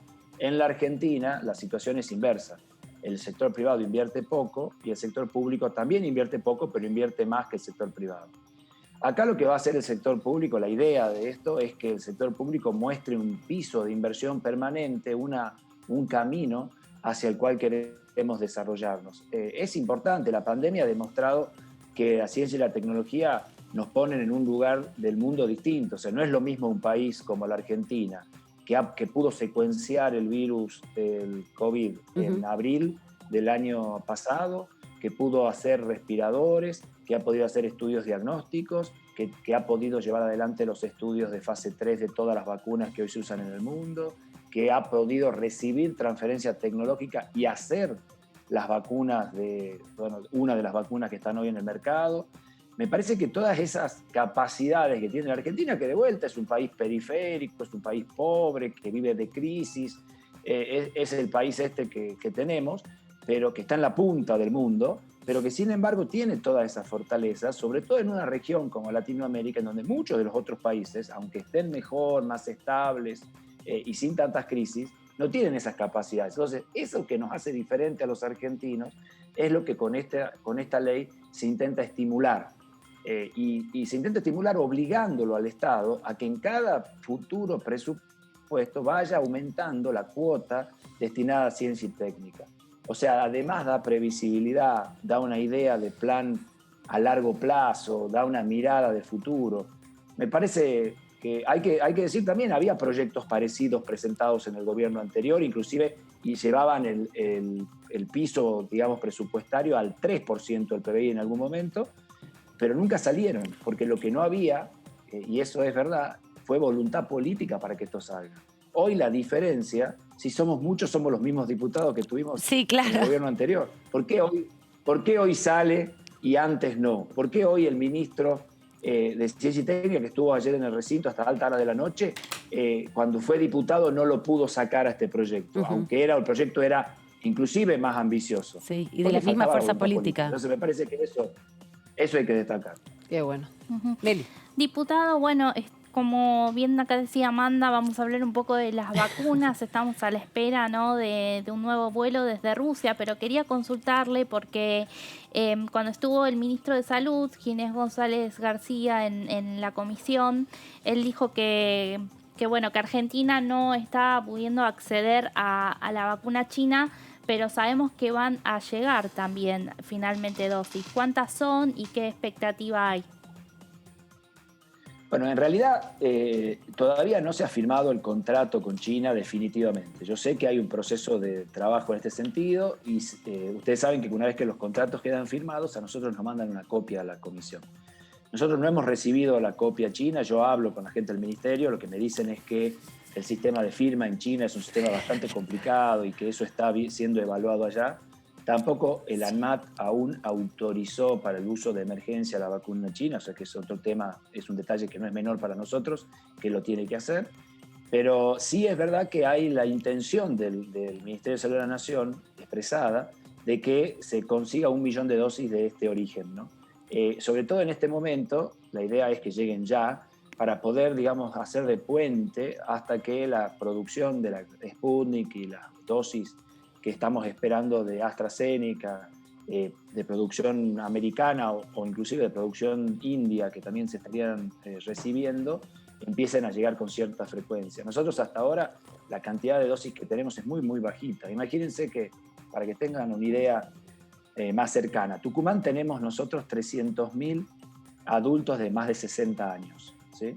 De los cuales 80.000 tienen más de 80 años. 80.000 tucumanos y tucumanas en Tucumán. Sí, tienen más de 80 años. Todo eso hay que vacunar. Si nosotros recibimos 10.000, 8.000 vacunas, es muy poquitito. Entonces, lo que acá necesitamos es un salto enorme en cantidad. Y eso es lo que estamos esperando. Mientras tanto, porque cuando va a agarrar 400.000 dosis que llegan, pueden parecer muchas, pero después cuando se dividen, a Tucumán le llegan 6.000. Claro. 6.000. Y nosotros tenemos que para dar el salto, tenemos que por lo menos vacunar a los 300.000 eso. Ese es el primer gran objetivo, llegar a esos 300.000, de los cuales 80.000 son de más de 80 años. O sea, por lo menos los más de 80, después a los de más de 70 y después al resto, ¿no? Y entonces ese es el gran problema que tenemos. Por eso es que se sale a buscar la vacuna china, se intenta apurar la de Astra de origen indio, para poder superar estos meses que la verdad que serían ideales para usar para vacunar porque tenemos pocos casos. Entonces, y la situación está bastante tranquila desde lo epidemiológico. las clases todavía no están empezando. Entonces, es una carrera que lamentablemente no podemos largar. Entonces está todo el mundo esperando que lleguen las vacunas en gran cantidad. Y este es el enorme desafío que tenemos. Justamente. Todo el mundo está igual. Bueno, todo el mundo está igual. Puse a modo de ver cómo venía en un pantallazo general. Campaña de vacunación contra el COVID se ve amenazada en Brasil por la falta de dosis. Gobierno de Puerto Rico investiga, irregularidades en el proceso de vacunación. Tienen otros problemas además de la llegada. Pero hoy prendo la tele y veo Chile, récord de vacunas. Y uno compara. Sí, claro. Chile después de una muy pequeña cantidad de dosis de Pfizer que recibió, que no alcanzaron por supuesto para nada, decidió cerrar con China y le llegaron algo así como 3 millones de dosis para un país como Chile. 3 millones de dosis es una proporción que para un país como nosotros serían mucho más, tendrían que ser. Entonces, ahí está el gran desafío, ¿no? Ahora, de verdad es que uno no puede... saber, es toda una situación compleja, pero digamos, nosotros ya tenemos contratado y están por llegar las vacunas rusas. Son muy buenas las vacunas rusas. Yo no quiero decir que sean mejores las rusas que las chinas, no me quiero meter en ese lío. No, claro, porque también las vamos a tener en su momento, si es que sucede, ¿no? Claro, pero miren, la vacuna rusa a nosotros hoy sería mejor en el sentido que ya está aprobada, está publicada, que acá en la Argentina parece que es una cosa importantísima. La vacuna china no está publicada. Yo no escucho a los chilenos con tanto problema porque no se publicó todavía en el Lancet la vacuna china. Nadie publicó esa vacuna. No sé si nosotros acá en la Argentina, hasta que no se publicó la vacuna rusa, no se la quería poner nadie. Es más, decían cosas horribles de la vacuna, cuando en realidad ANMAT hace un mes que nos venía garantizando que estaba todo en orden para vacunarse y que no tengamos ningún inconveniente y que había cierta confidencialidad, pero que los datos estaban, como se demostró. Entonces, bueno, la verdad es que uno siempre, porque la pregunta es ¿qué le decimos a la gente hoy? ¿Qué le decimos a la persona, a mi papá, a mi tía, a mi suegro, que tienen 80, 70 años? ¿Qué le decimos? Le decimos, quédense tranquilos. Yo sé que es difícil decirlo, pero quédense tranquilos, las vacunas están contratadas, son empresas todas muy serias, las vacunas van a llegar a lo largo de este mes, van a empezar a llegar ahora, estas 500.000, va a llegar, yo entiendo que 1.160.000 de Oxford de origen indio, y van a empezar a llegar a partir de febrero o marzo con una frecuencia suficiente como para empezar a distribuir. Y vamos a estar vacunando todo marzo, todo abril, todo mayo, a estas personas. Y la prioridad para nosotros son los mayores de 60 años. Obviamente ya se vacunó el sector salud, se va a terminar el sector salud, se va a vacunar seguridad, pero esos son poquitos en relación. El gran volumen son los mayores de 60 años. Ok, los adultos mayores. ¿Crees que ahora que empiezan las clases va a haber algún movimiento en esa línea? Esperemos que no. Y los especialistas están coincidiendo en que se empiece con todos los protocolos habidos y por haber. Y que hay cosas que estoy escuchando que tal vez que generan incertidumbre, que no quisiera yo ser parte de esa clase de comunicadores. Cuando se habla de que, en las escuelas, sobre todo en la Ciudad de Buenos Aires, que puede ser un recontrarriesgo. Ya se reunieron, evidentemente. Por supuesto que hay sensaciones de enorme incertidumbre como la que tuvimos desde que comenzó esta pandemia con todo en la vida. Más incertidumbre que nunca. Sí. Pero a ver, ¿cuántas escuelas son las que están en realmente problemas que no tienen una ventana? No es que todas las escuelas. Por eso mi pregunta es concreta. ¿Crees, con todos los datos que tenés, que el Consejo Federal se ha reunido, que con el aval médico, puede llegar a mover la aguja el que comiencen las clases? Nosotros la Argentina tiene que empezar las clases con presencialidad, la Argentina tiene que ir a un sistema que sea prioritariamente presencial, lo ha dicho el ministro Trota, yo coincido con él, la Argentina es un país muy desigual, la desigualdad es muy dura para la presencialidad, es un tema muy bueno para intentar disminuir la inequidad que tiene este país, porque los sistemas virtuales son mejores para gente que tiene más capacidades y mucho peores para gente del interior profundo, con más problemas de acceso. Así que es muy importante que la presencialidad. Los chicos sí se contagian de COVID, los chicos sí transmiten el COVID entre ellos y pueden transmitirlo a adultos, son un vehículo. Los chicos, por supuesto que en muchos países del mundo, cuando hay clases, o ha habido clases, aumentan un poquito la transmisión porque aumenta la circulación de gente, aumenta, por supuesto, esto es así.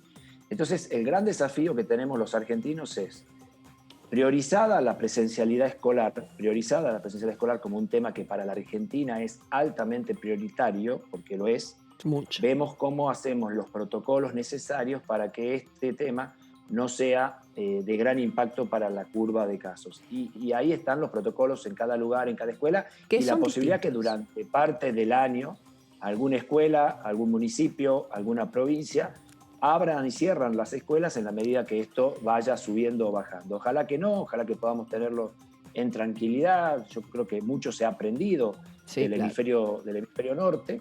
El hemisferio norte sí tuvo problemas con clases durante algún tiempo, pero cerraron un tiempo, después vuelven a abrir. Y este es el gran desafío que tenemos, pero es un tema prioritario.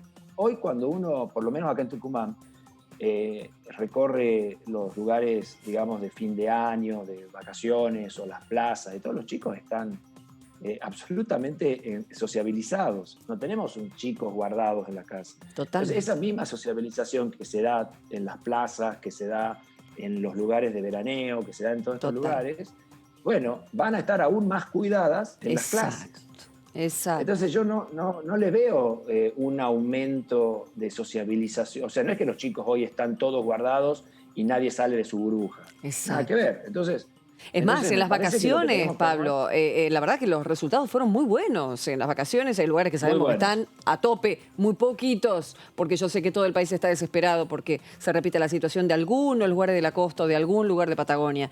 Pero dentro de todo, aún con semejante socialización en lugares pequeños, los números vienen tranquilos en ese sentido.